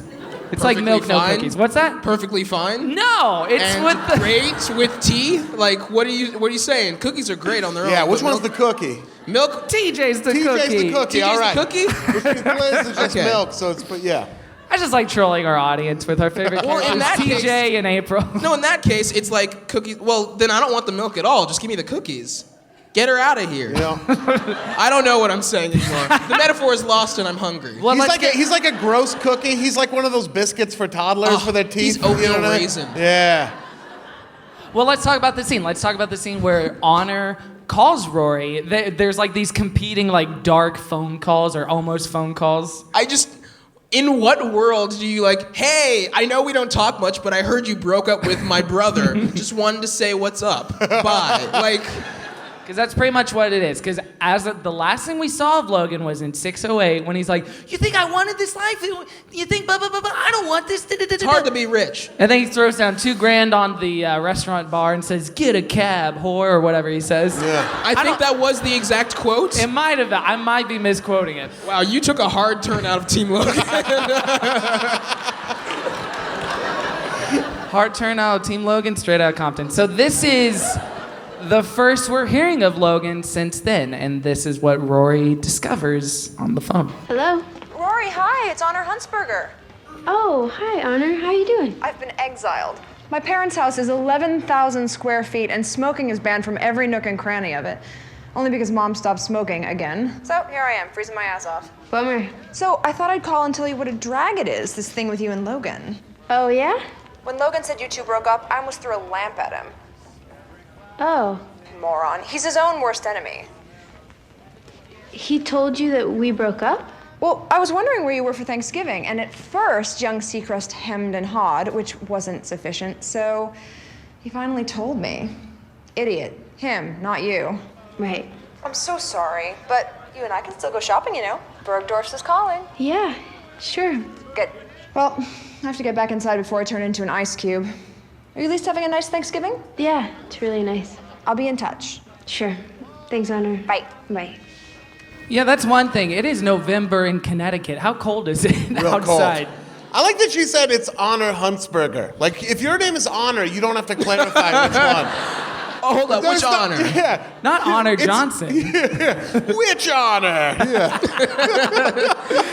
I know too many honors. Goodbye. Yeah. Is this a circuit court judge or my ex-boyfriend's sister? Yeah.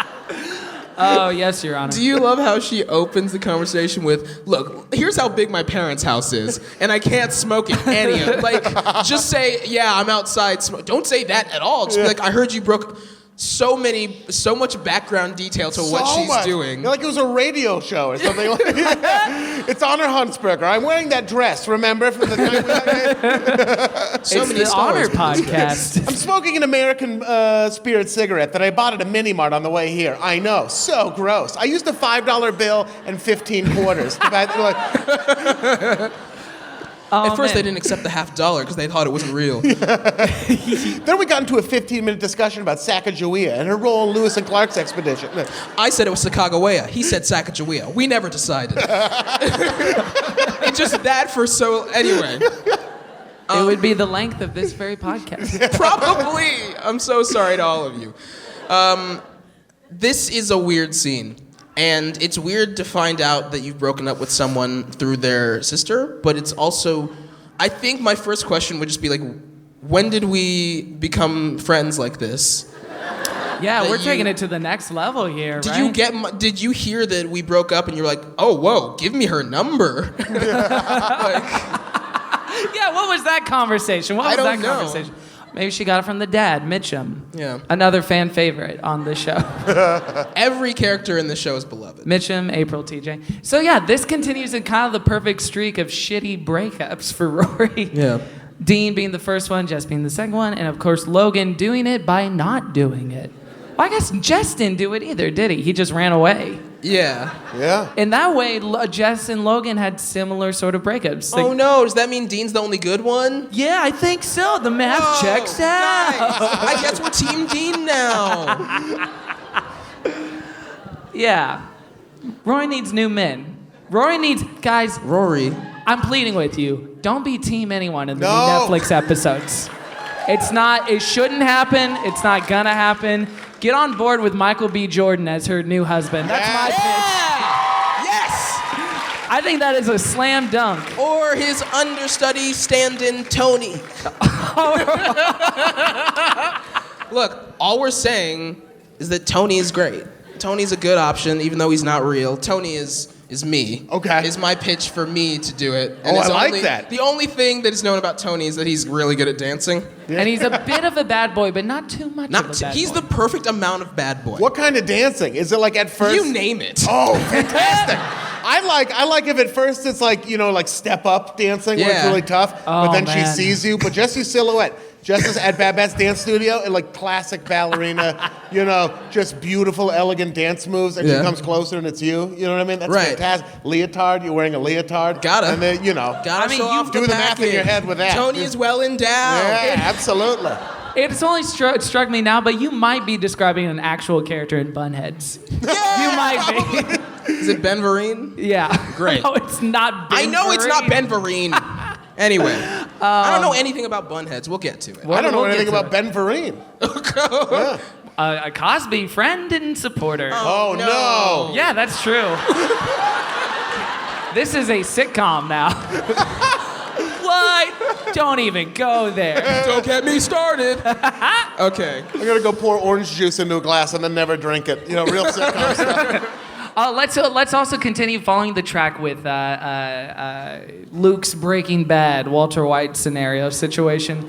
in which he goes to the Thanksgiving and talks to Lorelai. Lorelai says, "Oh yeah, Christopher's gonna pay." And he's like, "Great, that's great. I love it, awesome." And then he goes to call his secret daughter, April Nardini. Really, my one problem with your Breaking Bad thing is you can't wear the Heisenberg hat backwards. So how would Luke? Oh, dang. How would Luke? You know what I mean? You can't. There's no backwards. He just wears it as a tilt, like a yarmulke. Yeah, he would.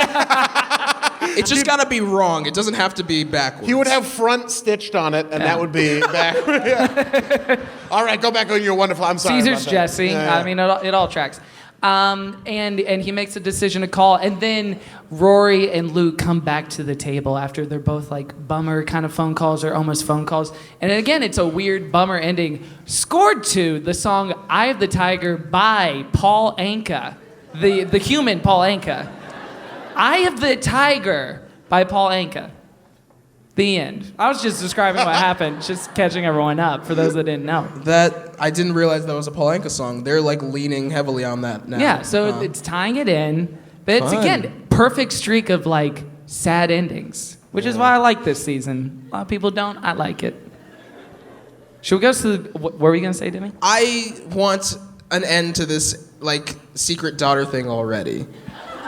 When did you say you think it happens? I think 6/13. 6/13. I don't know. Lorelai finds out. Okay. Yeah, but I'm already like, if you have to go into a closet and make a secret call, you know that you're fucking up. Yeah.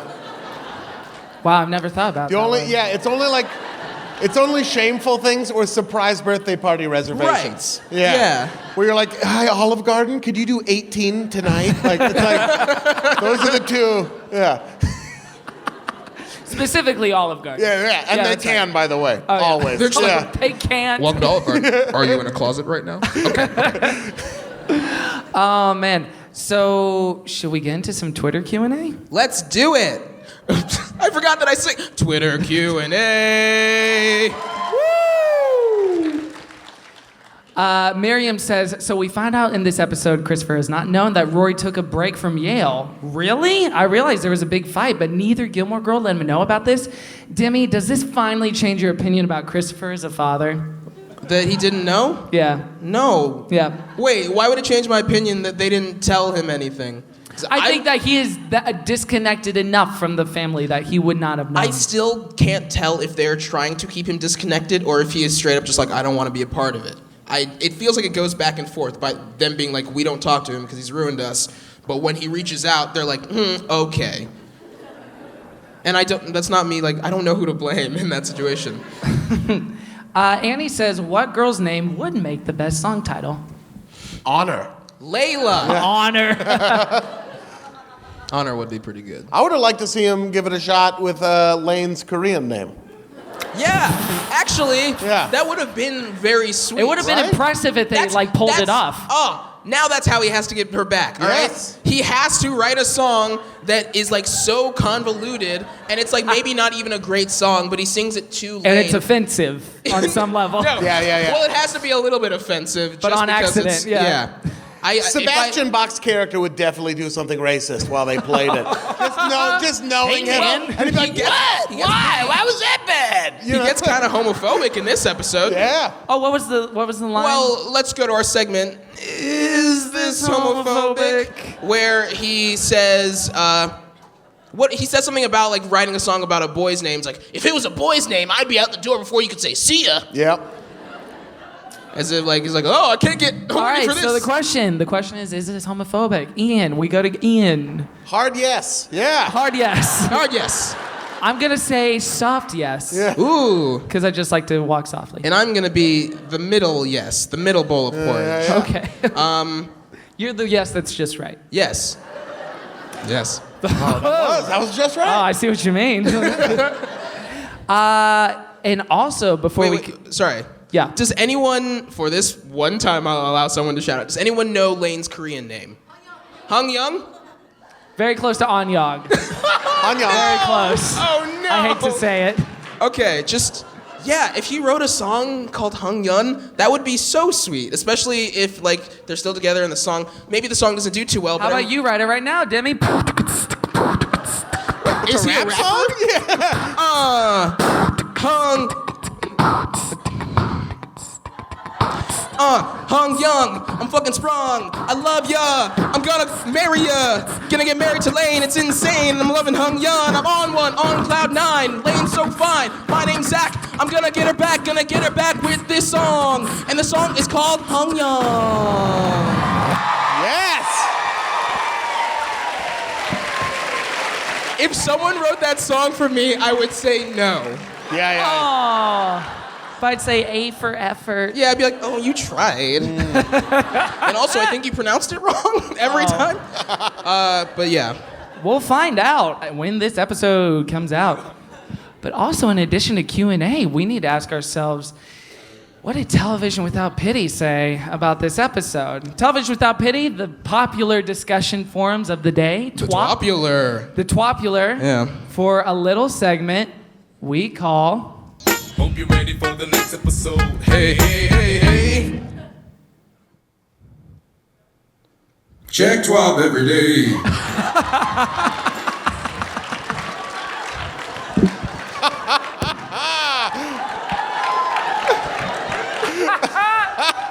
This is, hope you're ready for the next episode of Hey, Hey, Hey, check TWAP every day. TWAP for short, where we go back in time and see what people were saying about this episode at the time of airing. Oh my gosh. I told Kevin not to listen to this one in advance, so he could be surprised. Was that actually Nate Dogg? Yeah. Cool. Yeah, we got him. We didn't want to interview him. We just wanted I got to that record Christopher money, and I was like, I need you to say 4 words, man. But I've been dead for 5 years. I don't care. We didn't shout out your T-shirt. We were going to earlier. Yeah, every live show we do, I'm gonna have a shirt that is my pitch for a new episode plot line in the revival, and this one is that Christopher pays Kanye's debts with that money. Kanye, of course, being $53 million in debt. What team do you think Kanye's on? Unfortunately, I bet Kanye's like, I like that guy that helped her pack with the boxes at the bar. Oh, frickin' Doogie Howser from Veronica Mars, Duncan from Veronica Mars. I don't know his name. Kanye is Team Kanye. He's Team Kanye. Kanye's like, let me date her. Write me into the show, fam. Right, Or Team Tristan. yeah. Look, I love Kanye, but there's no way he's on the right team in this one. Yeah, where's the clamor for Tristan to be a part of the Netflix episodes? Haven't heard it yet. Good. So we like to look for like patterns or general consensus in the boards at the time that the episode airs. And the general consensus, that's an easy word to say, is not their best episode, and everyone hates Zach. is the big takeaway. Everyone hates Zach. 3 chords says, no, Logan, thank you. Jesus, shut up. Honor. Nobody cares about you or your shopping. Go Paris Hilton someplace else. Luke, what? WTF. I mean, seriously. Lorelai, WTF. Open up your eyes and smell the illegitimate coffee in the air. What the fuck? I love that. What is Okay. Are they implying that Lorelai should know? Like she should somehow know? All the should signs are smell there. it? Kevin, you and I are starting a band called Illegitimate Coffee tomorrow. That's incredible. I'll take it dark with cream. All right. Put it up. Oh, kinda. Yeah, gosh. Oh, by the way, the post is not over. What? This person. They also say, did Chris find Scientology in the last year, or is he off his lithium? Totally manic. He won't be bothered that I'm paying? Really? Not even a little? Go die now, thanks. Zach must be shot in the head. The sooner the better. Whoa. They really should have just mic dropped out of Illegitimate Coffee. I think this was posted by Kanye.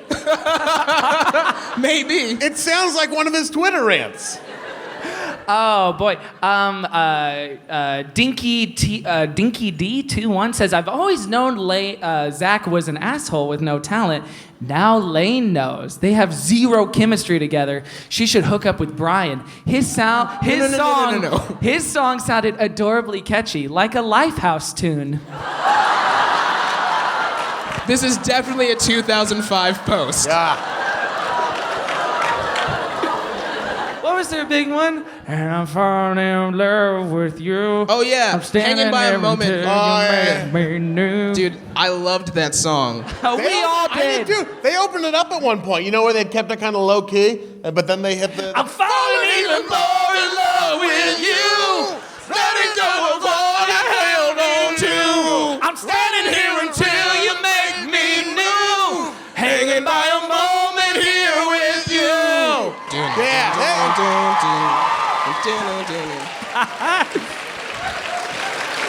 Oh boy.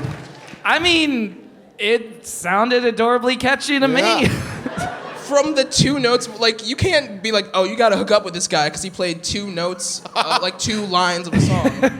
It was a cool medley, though. Yeah. It's no,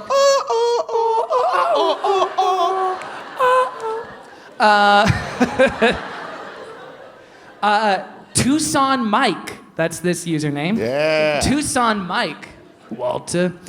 Tucson Mike says, Sebastian Bach pounding dill hole Zach, effing beautiful. So wish Zach would have gotten hit by a bus or something by now.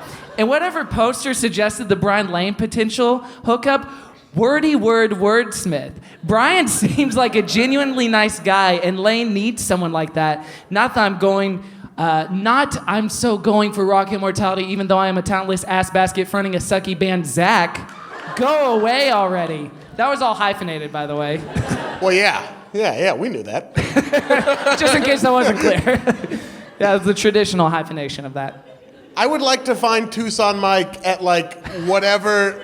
You'll never guess where he is. Engineering job.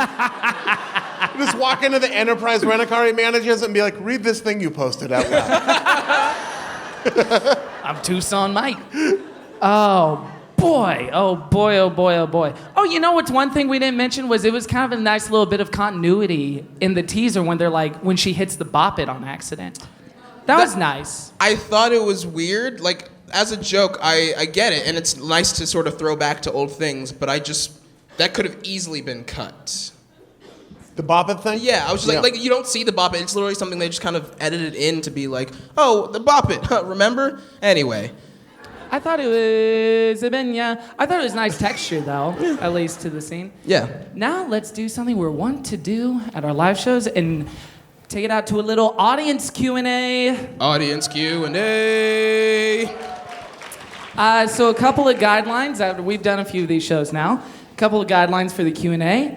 Just go wild. Just have fun with it. First guideline, don't be a weirdo. You have to say that now. Don't be a weirdo.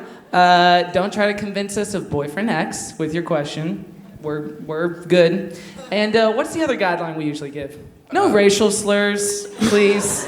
Although it would be very funny if someone's like, no, it's fine, I'll say it. I'll say the one. I'll say it. All right, so anyone who has a question in the audience, we'll do your name, your rating for the episode, and your question. So your name, your rating for the episode, and your question. My name is Tatiana. My rating for the episode is 7 exorbitant lunches from Suki out of 10. My question is Christopher going to be in Kanye level debt like the next episode? Because he is just like, take all the money, take it. I have so much, and he just seems like he's going to spend whatever he has like that. It would be funny if he became like a Wall Street guy who like fluctuated in debt constantly. Yeah. He was like all up and all down the next day. I would love if he was like, I bought that castle. I'm going to buy 2 castles. He's like, that was too much. I overstated my wealth. Give me that castle. I think he's definitely, I could see him renting out Madison Square Garden and just having a motorcycle in the middle of it. Like, look. One motorcycle, and he's going to be like, all right, I also have some voice memos on my phone of my child I'd like to play over the loudspeakers. And I designed a video game where Yeah, I designed a video game where my dead grandpa is flying to heaven. These are all real, that's a real Kanye thing. That's a real Kanye thing. He designed a video game where his mom is flying to heaven. Christopher's would be, his grandpa, you hit a button. Is flying to hell. Or he harasses a nurse. I love Kanye. Your name, your rating for the episode, and your question. Hi, my name's Chris. I'll give it 6 out of 10 thumbless Thanksgiving dinner guests. yes. I want to say specifically for Demi, since you've got a lot unknown going forward, with these two big concepts being introduced at once, with Christopher coming into like tens of millions of dollars, and with April all of a sudden coming in, do you think these are plot points that are going to be able to sustain themselves going forward, or are you like starting to question what's going on? I unfortunately, like, you don't get a daughter and have that go away real quick, so that's gonna be there for a while. As Demi and I have both unfortunately learned. Yes. Shout out to my daughter no, I'm kidding. Just found out about her. She's also 12. No, I think April's here to stay. I think Christopher's wealth might be a thing that's here for a little bit, but I feel like they either make him so rich that he goes away to live somewhere where he can be rich, or like an island, like he buys his own island. He's like, I said the thing about the castle and it sounded crazy, but I did decide to do it. You can get an island for pretty cheap, like $20,000. No, $200,000. Sorry, I have looked into this. So he could have just bought an island. I don't know what he's doing offering money to this kid. She's not gonna buy an island. She's not gonna blank check it. The answer is I have no idea. A favorite of the Gilmore guys. Your name? I love blank check so much. Your name, your rating for the episode, and your question. Noelle, 5 out of 10. Martha Stewart's white hands. Oh yeah, I love Martha. I mean, Liz just has phenomenal taste all around. A couple episodes ago, someone proposed, and you said you wanted the Gilmore baby. We found out this morning we were expecting. What? Gilmore baby, Gilmore baby, Gilmore baby, Gilmore baby, Gilmore baby, Gilmore baby, Gilmore baby. Look, congrats to you both. Congratulations, that's amazing. And what was the question? Also, we're having a baby? Be sure to tell the father. Don't be a Luke. Yeah. Okay, don't be a Luke. All right? Don't be a season 6 Luke. Right, you can be 5 through 1, that's fine. Be a season 2 Luke. Pre-Nicole marriage. That's amazing. Congratulations to both of you. Give it up. Yeah, mazel tov. We keep upping the ante for what we want for What do we this do? Q&A. I'm telling you guys, Gilmore divorce has to happen. Yeah. If anyone decides at a live show they are done, like, A do it Gilmore then. divorce, that is a sad event, not a happy one. No, it's a sad event, but it's like, Yeah. It can be for the best It's sometimes. like The Godfather 3. You go marriage, you go baby, then you go divorce. Mm-hmm. Not in the same relationship. This got real weird. I'm sorry. The Godfather 3, the best Godfather. All right, your name, your rating for the episode, and your question. Hi, I'm Sarah. We said about 6.9 out of 10 of Joel's tambourine claps. 6.9. Because it's not quite a 7. Yeah. Fair. The math checks out. And our question is, why does Rory seem really enthusiastic about this Freaky Friday situation? Because she loves Jamie Lee Curtis. Sorry, I'm trying to figure out where anyone is right now. I have no idea either. Oh, we're in the balcony right now, Mr. Dude. There are people in the balcony? Yeah, dude. All right, cool. Don't have a cow, man. Why is she so excited about the Freaky Friday situation? Well, I think on some level because Lorelai is her hero. And to switch places with her, even temporarily, would be a lovely thing. I mean, and Rory's in kind of a weird place, you know? Maybe she just wants to get away for a while. Become Lorelai, someone with a stable job and a fiance. Yes, that's true. Someone who has no sort of, I don't know, connection to someone with an illegitimate daughter or anything. A stable child, or a stable job, a fiance, but a stable fiance? A stable fiance from the stable of hot boys. Oh, shit! That's what Rory wants. The stable doors are open. Your name, your rating for the episode, and your question. Hi, I'm Elliot. My rating for the episode is a solid 7 flugelhorn prodigies out of 10. And my question is, would you prefer, or what are your thoughts on if Christopher and Luke's situations were swapped? And Luke ended up with a bunch of money, and Christopher ended up with a secret daughter. Well, I mean, they kind of are swapped. Luke is a millionaire, as we've established. Yeah, in this and show. Christopher did have a child. And Christopher does have a daughter. Just but if it was swapped and Christopher, my first reaction would be like, why are you telling Lorelai? She doesn't give a shit. Yeah. But I would love for Luke to come into money and have him just not tell Lorelai because he's already rich. What would his speech be like, though? What would the items Luke threw at? Like, what would you want to buy? You know, like, just be like, do you a want hat? Another hat? A hat? A coffee pot? I can get you like a bigger cup of coffee. I can get a Keurig in here. I don't know. I'm gonna put 1,000 coffees in your pocket. I'll buy you the biggest tiny black and white television that has. I'm gonna get more dogs. The entire this one's Tom Jones. This one's. I couldn't think of any more singers. Just all the greats, Tom Jones and Paul Anka. Yes.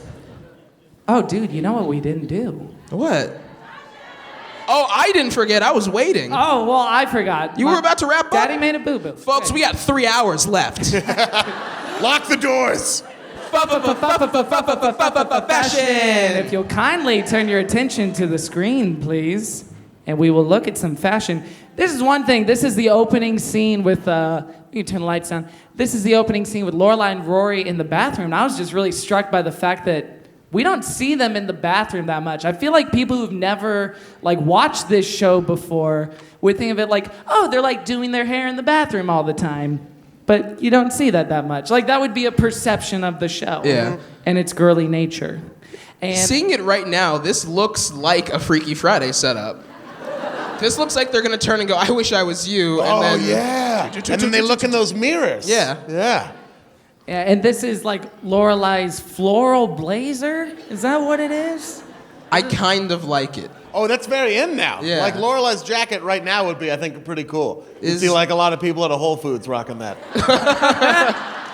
Dudes at Whole Foods. Yeah, I would say that'd be more of a male thing now, wouldn't it? Is Rory's jacket too small? Where do you find a jacket that's too small for Rory? She's like she ripped it off an American Girl. She got home. She saw the dollhouse and was like, oh, clothes. It's like old grandma residue, right? This is the residue of living with Emily for so not long, so she's not going to wear her exact same sweaters. And what's in the upper left-hand corner there? A lighthouse, which sounds like Lifehouse. Everything's interconnected. Oh, shoot. Everything's interconnected. What was their other catchy song? None. No, there was one other. There was one other that caught on. Does anyone want to scream it out right now? You and me? Oh, it's you and me. And all other people. And I don't know why. I don't know why. And you. Kevin, it wasn't as good as the first one. Yeah, it's true. It's true. Let's talk about Christopher's new look. Ooh. Which is to me, this is very Brad Pitt and Mr. and Mrs. Smith. Yes, I wrote that down. Yeah. This is very in. There's holes on his right shoulder. There's holes up there. Well, now that he's a millionaire, he'll do what all millionaires do and try their best to dress like dumb poor people. Check out Kanye's fashion line. You leave him alone. He's fine. He's fine. It does look like a vampire got a hold of him. He's like, I don't care. I can pay this off. At the castle he was thinking about buying. It's like, I'm not even going to vet who owned this before me. I loved this scene where Lane is auditioning for the Beetlejuice remake. This is, of course, Lane outside pleading with Zach. I love that. I should have picked a less sad screen cap. Yeah, what the hell? Why did you do this? Yeah, Keiko looks very sad in this I scene. love that Lane's the only one that, gets into it. Everyone else is just like, yeah, we'll show up and I'll wear a shirt or They're whatever. all in different bands. Yes. Yeah. It's crazy. There are 4 people in different bands playing music Lane together. cares about this project so much, and everyone around her doesn't give a shit, and it breaks my heart. Brian's dressing like he's gonna go to Starbucks, grab a coffee, and then change it to something nicer. Yeah. I just threw this on to go to Starbucks. I'm not gonna wear this out. Yeah. And then, is my mic on? Oh, tutu. Hello. And then one thing that puzzled me is in the exchanging of money promises scene with the whole Gilmore family, why are they all wearing matching blue? I don't know. Did if they it call might be each foreshadowing. other? Yeah, they were like, all right, we're going to meet at the same restaurant. Wear blue. Foreshadowing? I love that trench coat, by the way. That's your favorite color, It's not exactly. It's off color. It's off my favorite color. As are we from time to time. Look at that long necklace. Lorelai's got a long necklace. It might be kind of hard to see. It ends. What? It ends. Oh, I see. Right here. Oh, whoa. That's a trick of a necklace. What is 'Cause she doing with Yeah, that it thing? starts here and then goes all the way down. That's here. all necklace, baby. If you're listening at home, the necklace ends below her belly button. Maybe she's already dressing up for a castle that she might have one day. This seems like the kind of Warding off necklace you vampires. do when you just retired and decided to teach yoga. Yeah. Sure. A lot of those, like in Santa Fe, you'd see a lot of that. Yes, it's turquoise jewelry. And then we can talk about, this is kind of a tried and true look for Luke, which is the hunky sweater. Oh, and the yeah. He looks like a dragonfly. hot burglar. It's like if he gets caught, he'll just flash him a smile. Hot burglar. That's Luke. Then you can see in the background all the people that aren't TJ or Jackson or Suki and Jackson's children for some reason. I like that earlier in the episode, they teased the guy with the Kill 'Em All tattoo on his head, and then we don't see him? That might have been a little too hardcore for the WB. Yeah, all right, that's true. Yeah, not as hardcore as a man putting his thumb behind his hands.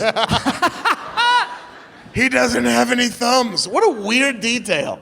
What? It was an interesting prequel to American Horror Story Circus. It's because that's not like a detail where you learn anything about him. It's just like, what's weird? No thumbs? All right, that's it. Put it in the script.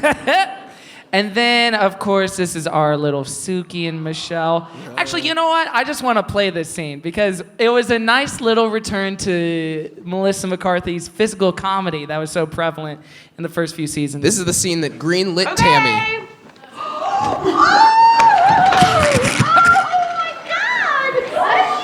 Suki! You're here!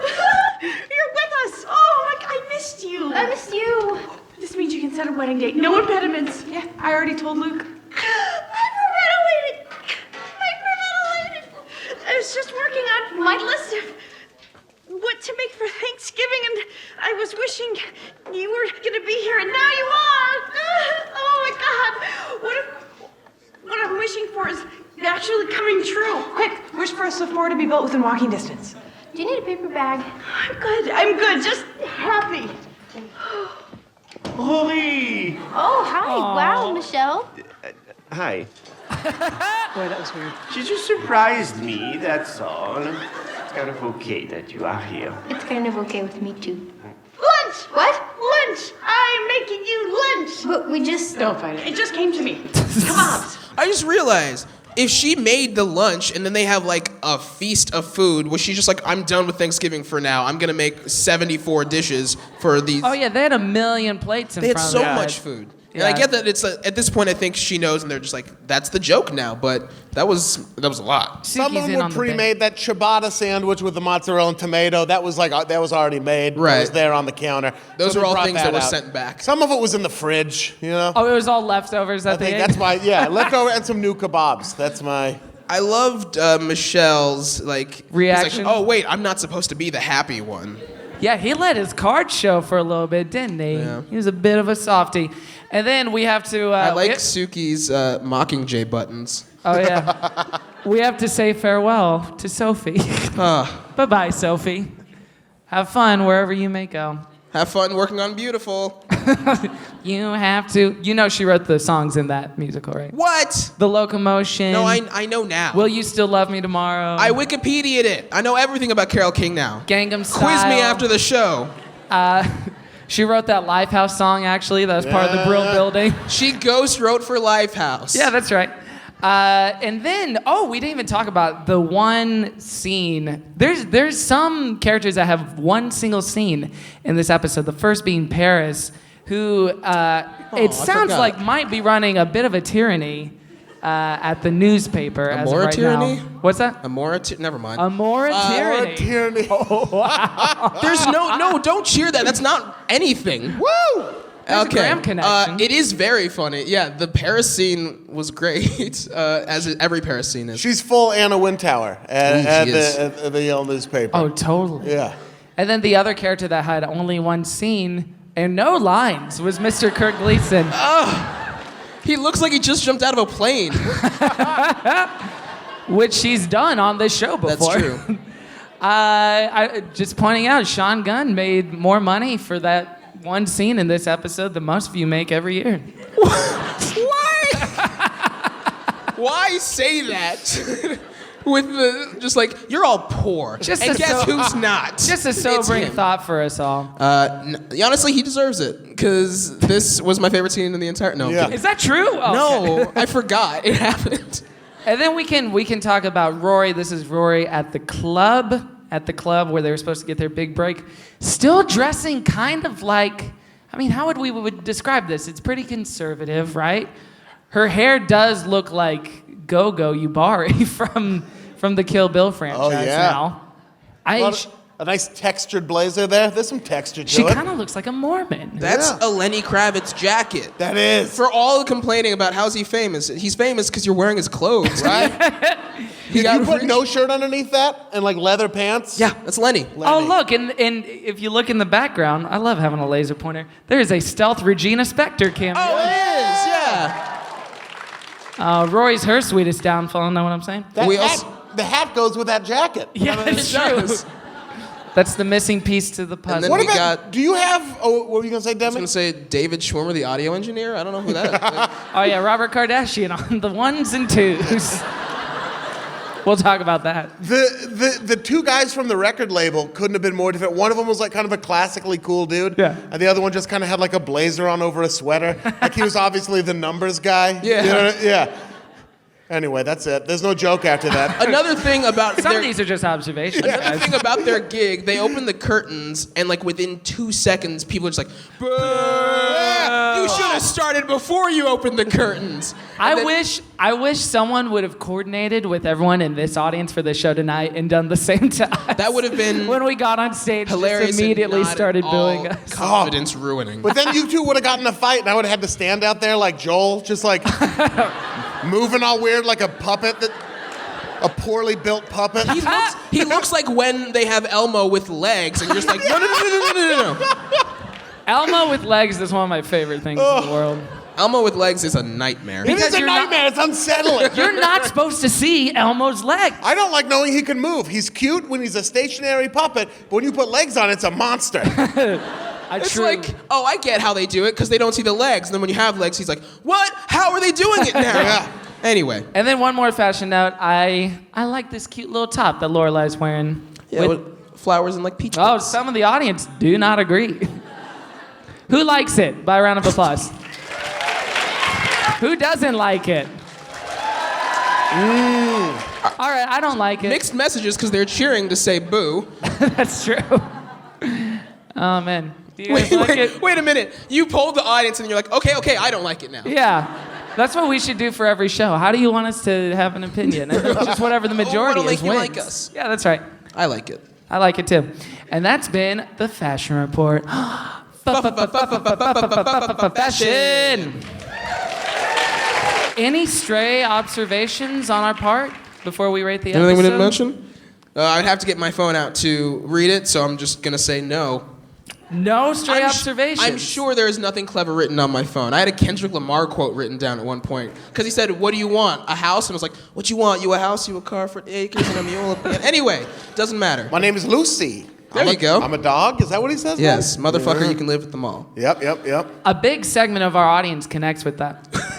There's one person in the back like, yeah. And it's Kanye. I did like that little bit of continuity with Luke and Suki kind of competing cooking-wise. Oh, yeah. They did that a little bit at the end. He's supposedly cutting the turkey poorly, and then she's like, I got it. And she makes like dents in the turkey, and then it's like, I'm going to go for the leg instead. Oh, and then the camera cut away. Yes. Because they were cutting on the breastbone. Exactly. They were like, we can't show her actually doing cooking. Yeah. We need to sustain disbelief. It'd be funny if they they cut to a stunt double's like hands every time she had to cook something. A close-up of like tiny, delicate hands. Yeah, that's right. It's not her. Or just like huge, hairy man hands. Of a different race. Time to put the turkey in, and it's a big black guy's hand. Do you think the Gilmore Girls would like Guy Fieri or not? I think they would love him. Yeah, I absolutely think they would love him. I think they would And if he love does Guy a cameo Fieri. in the revival, no justice. No justice, no peace. I think they'd like Guy Fieri, and I don't think they'd like Anthony Bourdain. No. Oh, absolutely not. They think he's too disingenuous. Yeah, Anthony absolutely. Bourdain's too much of a tailor. Right. He's right? We need a TJ, a.k.a. Yeah. Guy Fieri. Welcome to the TJ show. All right, then shall we rate the episode? Let's rate it. Yeah. Okay. Well, I found parts of this episode really, really fun and enjoyable to watch, and a lot of it troubling and not fun. It's not fun to see Lane treated so poorly and Zach acting so boorishly. It's not fun to see Luke make bad decisions without a lot of rationale to them. So I think I'm gonna give this one. This might be one of my lowest grades for a live episode. Ooh. -4. No, just kidding. I'm gonna give it 6.5 out of 10 Lifehouse songs, because it didn't quite do it for me, but there was enough color there to keep it from like a 5 or a 4. It was you and it was me, but it certainly wasn't all other people. Oh shit! Oh, wait, let me go last because I pulled up my notes and I do have a lot to say. Okay. Oh, perfect. Okay. It was fine. It was a fine episode. There weren't enough rewarding things to make up for the disturbing nature of seeing them get in a fight and seeing Luke kind of become a complex character. I liked him. I liked him being the wharf in the storm. You know what I mean? Yeah. Kind of thing. And now he's getting tossed around on the waves and stuff like that, to make a terrible metaphor. But like, I'm going to give it 7 castles in Ireland out of 10. Ooh, 7 out of 10 castles in Ireland. A fair and generous assessment, Mr. Did you? All of my scores for Gilmore would be 7 between 7 and 10. By the way, 7 is the lowest score I could possibly. Whoa, give. how do you feel about season 7, sir? Can I say? You can say how you feel. Can I say? Okay, I'll say. Yeah. Do you want me to cover my? Or they're going to spoil I'm not this? going to give anything away. Okay. I'm not going to give anything away except to say that I didn't know. Like when I was watching it, I didn't know that was the last season. Oh. And so I was like watching it on my computer at that point, and then the final episode was over, and I was like, great, when's season 8? And then I went online and found out the news. It's literally been one of the worst moments of my life. That sounds so. It really was. Like I looked it up and I was like, cool. Season 8 should be rolling around the corner any moment. What had happened? What? And then like. So you must be proud or happy for the revival. Absolutely. Oh yeah, I couldn't be more excited for the revival. Yeah. That's gonna be exciting. I think. I'm gonna sit outside the studio with like a banner and a hat. You know what I mean? Just like, yeah. What is one thing you would like? Sincerely, what is one thing you would like to see happen in the revival? In the episodes of revival? the show? Yeah. I'll say mine while you think about yours. I think because people have asked us this a bunch, and I think the one thing more than like wedding or Rory's with Jessica, blah, blah, blah, the one thing I would love to see more than anything, and I think the story does lend itself to it at this point, is Lorelai and Emily having a genuine moment of connection. That's what I was gonna say. A hug, saying I love you finally. 2 things they've never done to each other on the show. Because that seems to be like the emotional cliffhanger of the show. Like Rory and Lorelai are fine basically by the end. Like everyone else is pretty much, that's tied up, whatever. But Emily and Lorelai, that seems to be the big heart of conflict, at least on the show. And I think that would be so lovely and beautiful to see that get resolved, maybe perhaps over Richard Gilmore's passing and all that stuff and all the emotions that's going to bring out. I already pitched you how I want Emily to say I love you, right? How's that? I want it to be that it's Lorelai's wedding and they think that all the toasts are done, and then they're like, oh, actually we have one more person, and they've been in a fight at this point. Oh no. And Emily comes up like, how does this microphone, and then she gets the microphone working. She's like, is Lorelai here? Lorelai, hi. Hello. No, don't do it. I thought I already told this story. Okay, so this is fun. It's not gonna be that sad. Oh, I don't have it. Thank God. But anyway, it's just Laura, she basically is like, on your wedding day, I wanted to tell a story about when you were young. She tells a lovely story about how Lorelai was sick and how she's always been able to work on her own. She's always been self-sufficient. And with Luke, she finally seems self-sufficient and happy. Like she's everything that she was not, like she's everything that she saw in her daughter growing up, and she was worried that being with Luke would take that away from her. But she's not. She's happy, and she's with a lovely, no, don't do it. It's not gonna be that long. Anyway, she goes, keep talking, Demi. She says, I'm proud to call you my daughter, just as proud as I'm going to be to call Luke my son-in-law. Lorelai Gilmore, I love you, is all. Stop it. Don't play the song. Anyway, no, I don't. Do I not I have give this episode, I give it 5 out of 10 hand turkeys on the wall. Yeah. Hand turkeys? The restaurant. Oh, that's right. Christopher's bawling out on lunch like Mr. Peanut, and then he comes in and he's like, "Come back to this child's Christopher's restaurant." just Mr. Peanut. He's now. Mr. Peanut. He absolutely is. I want him to come back with a top hat and monocle, just like, I bought more things. Oh, sure. Yeah, so it didn't work for you. That's the lowest grade out of the three of us. Is it? Yeah. Well, I mean, I give the lowest ratings usually, I feel like. Which is not to say I hate the show. It's just I think I'm more critical because I'm picking things apart on a week-by-week basis. Anyway, I had a few notes. Some little stray things dogs. we didn't. She says, help me figure out MP3 players when they start. And I wish Rory had been like, if only I finished that Napster article. That'd been some nice continuity. I'm really mad at myself for not doing this, but you can check Twitter by the time this drops. I will have absolutely made cat singing a ring of fire, as mentioned by Suki. I'm so upset that I didn't have it to play tonight, but it'll be there. We could do it right now. No. We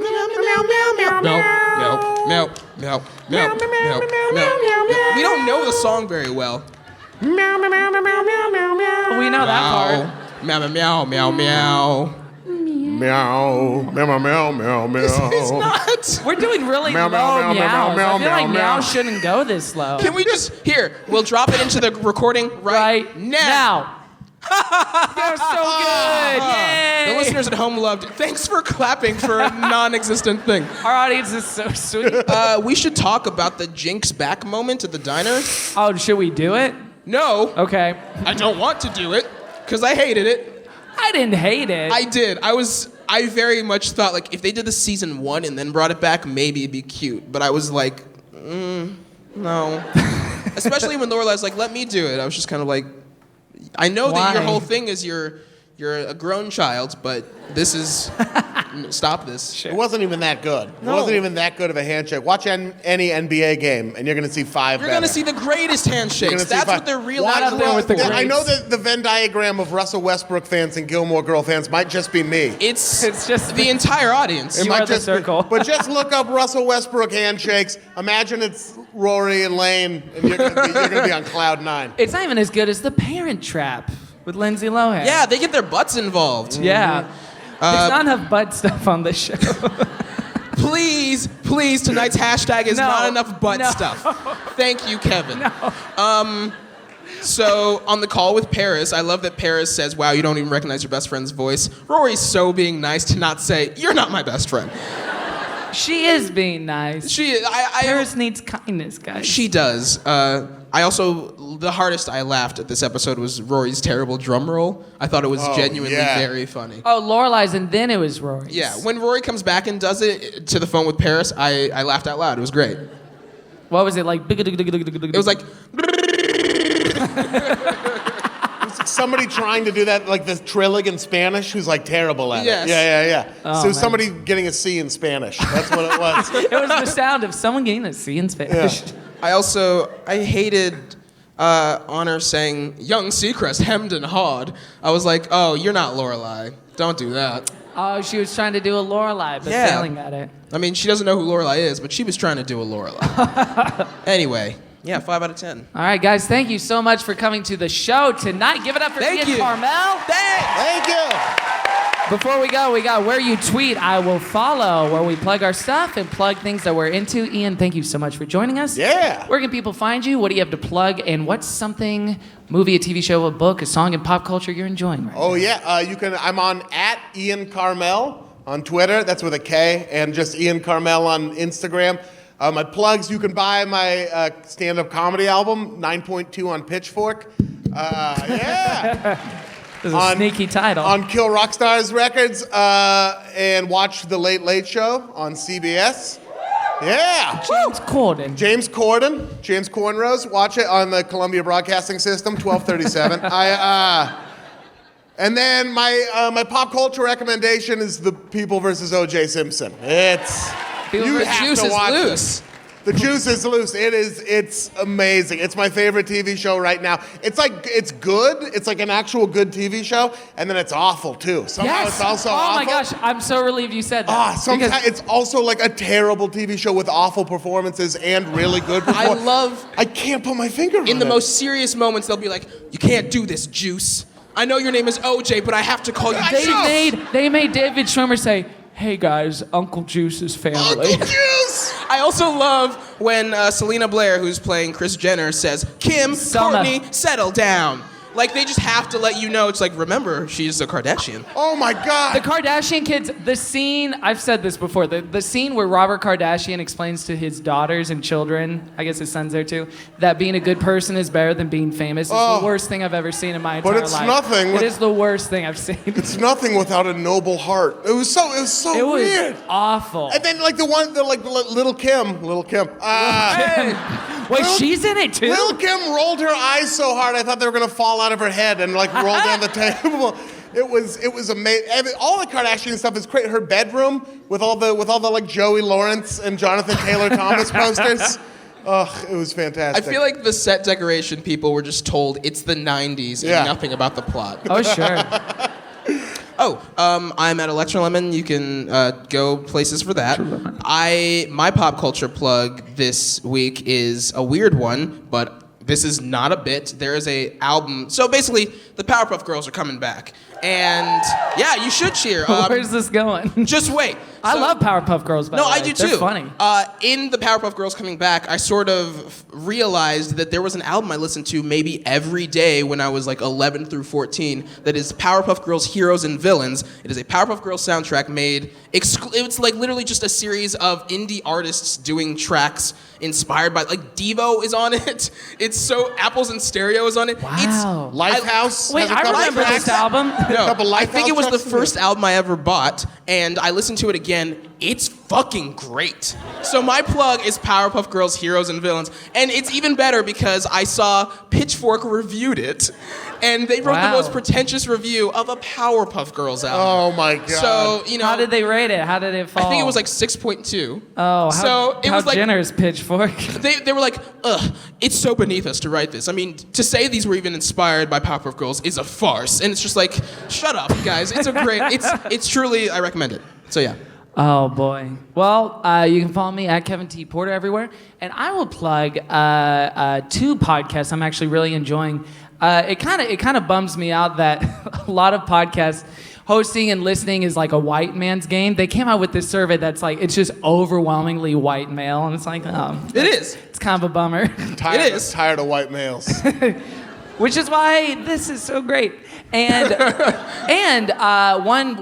podcasts I've been really enjoying is The Read with Kid Fury and Crystal. I just started listening to it on the regular last week, and they are so freaking funny on it.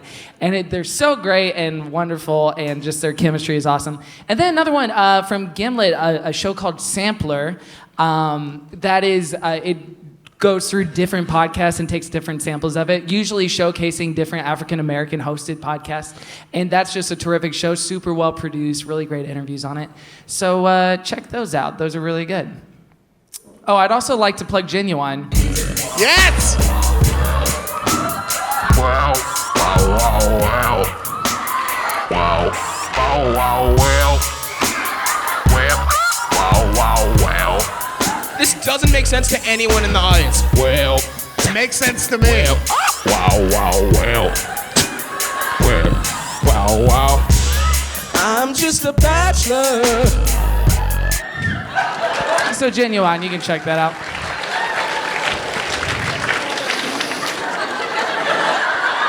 Could you imagine if we, like, everyone alive was like, as they do at every show? What? I loved it. I love it. You did? Yeah. How much did you love it? I would give it 10 ponies out of 10. Partner, someone who knows how to ride without being for tonight. Sitting here coaching, keeping your steel off. I promise against the chance. I promise that you won't wanna get off your horny. Ride it, my pony. All cabins stuck now. Wait, is that a credit card? You're horny, let's do it. Ride it, my pony. My saddle's waiting. Come and jump on it.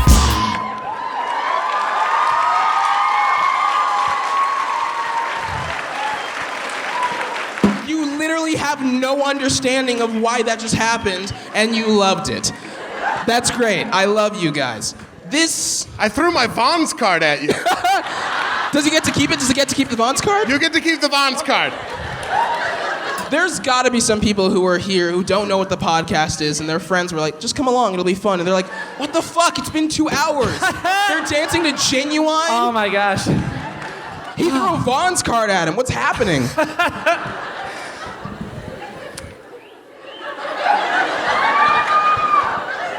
Are you gonna end every show like that now? No. Because if you... Thanks, Ian. That was the sweetest striptease I've ever been a part of. Oh, man. Well, guys, thank you again so much for coming to the show. Thank you. We have T-shirts and posters over by the merch table. We finally have them. Go check them out. They're all reasonably priced. And we're going to be over there after the show, so if you want to come say hi. Excuse me. Hang on. If you pay him $5, he'll dance to any song. Not exactly true. Yeah, he won't do it to Springsteen. Some things are sacred. Sacred. That one's sacred. But yeah, thank you so much for coming out. And we started doing live shows about a year ago here in LA. LA's literally, and for our shows, has been a home. And the ability to graduate from the UCB Sunset Theater from like 100 people to the 450, 500, however many people are here is just an amazing thing. And we really thank you all for coming out and coming to see us, and we get to talk about the show some more, so it's so cool. Give yourselves a round of applause. Give yourselves a round of applause. And there's only one thing left to do before we go. He's playing a trick. I don't know what it... No, we won't do that. No, I couldn't. Kevin, don't. I couldn't. Don't do it. I couldn't.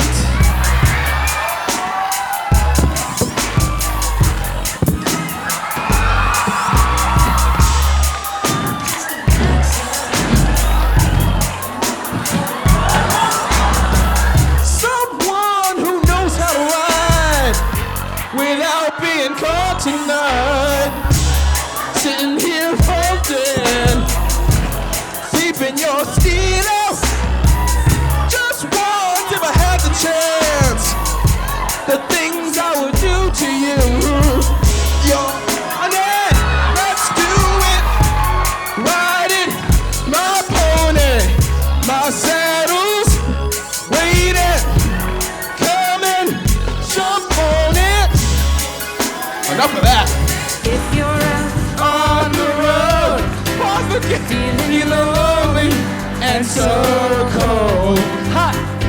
All you have to do is call my name and I'll be there on the next train. Where you lead, I will follow anywhere that you tell me to. If you need me to be with you, I will follow. Where you lead, I will follow anywhere that you tell me to. If you need me to be with you, I will follow where you lead. I like that song. We're all entitled here. Thank you so much, Los Angeles. Thank you. We love you. Thank you so much.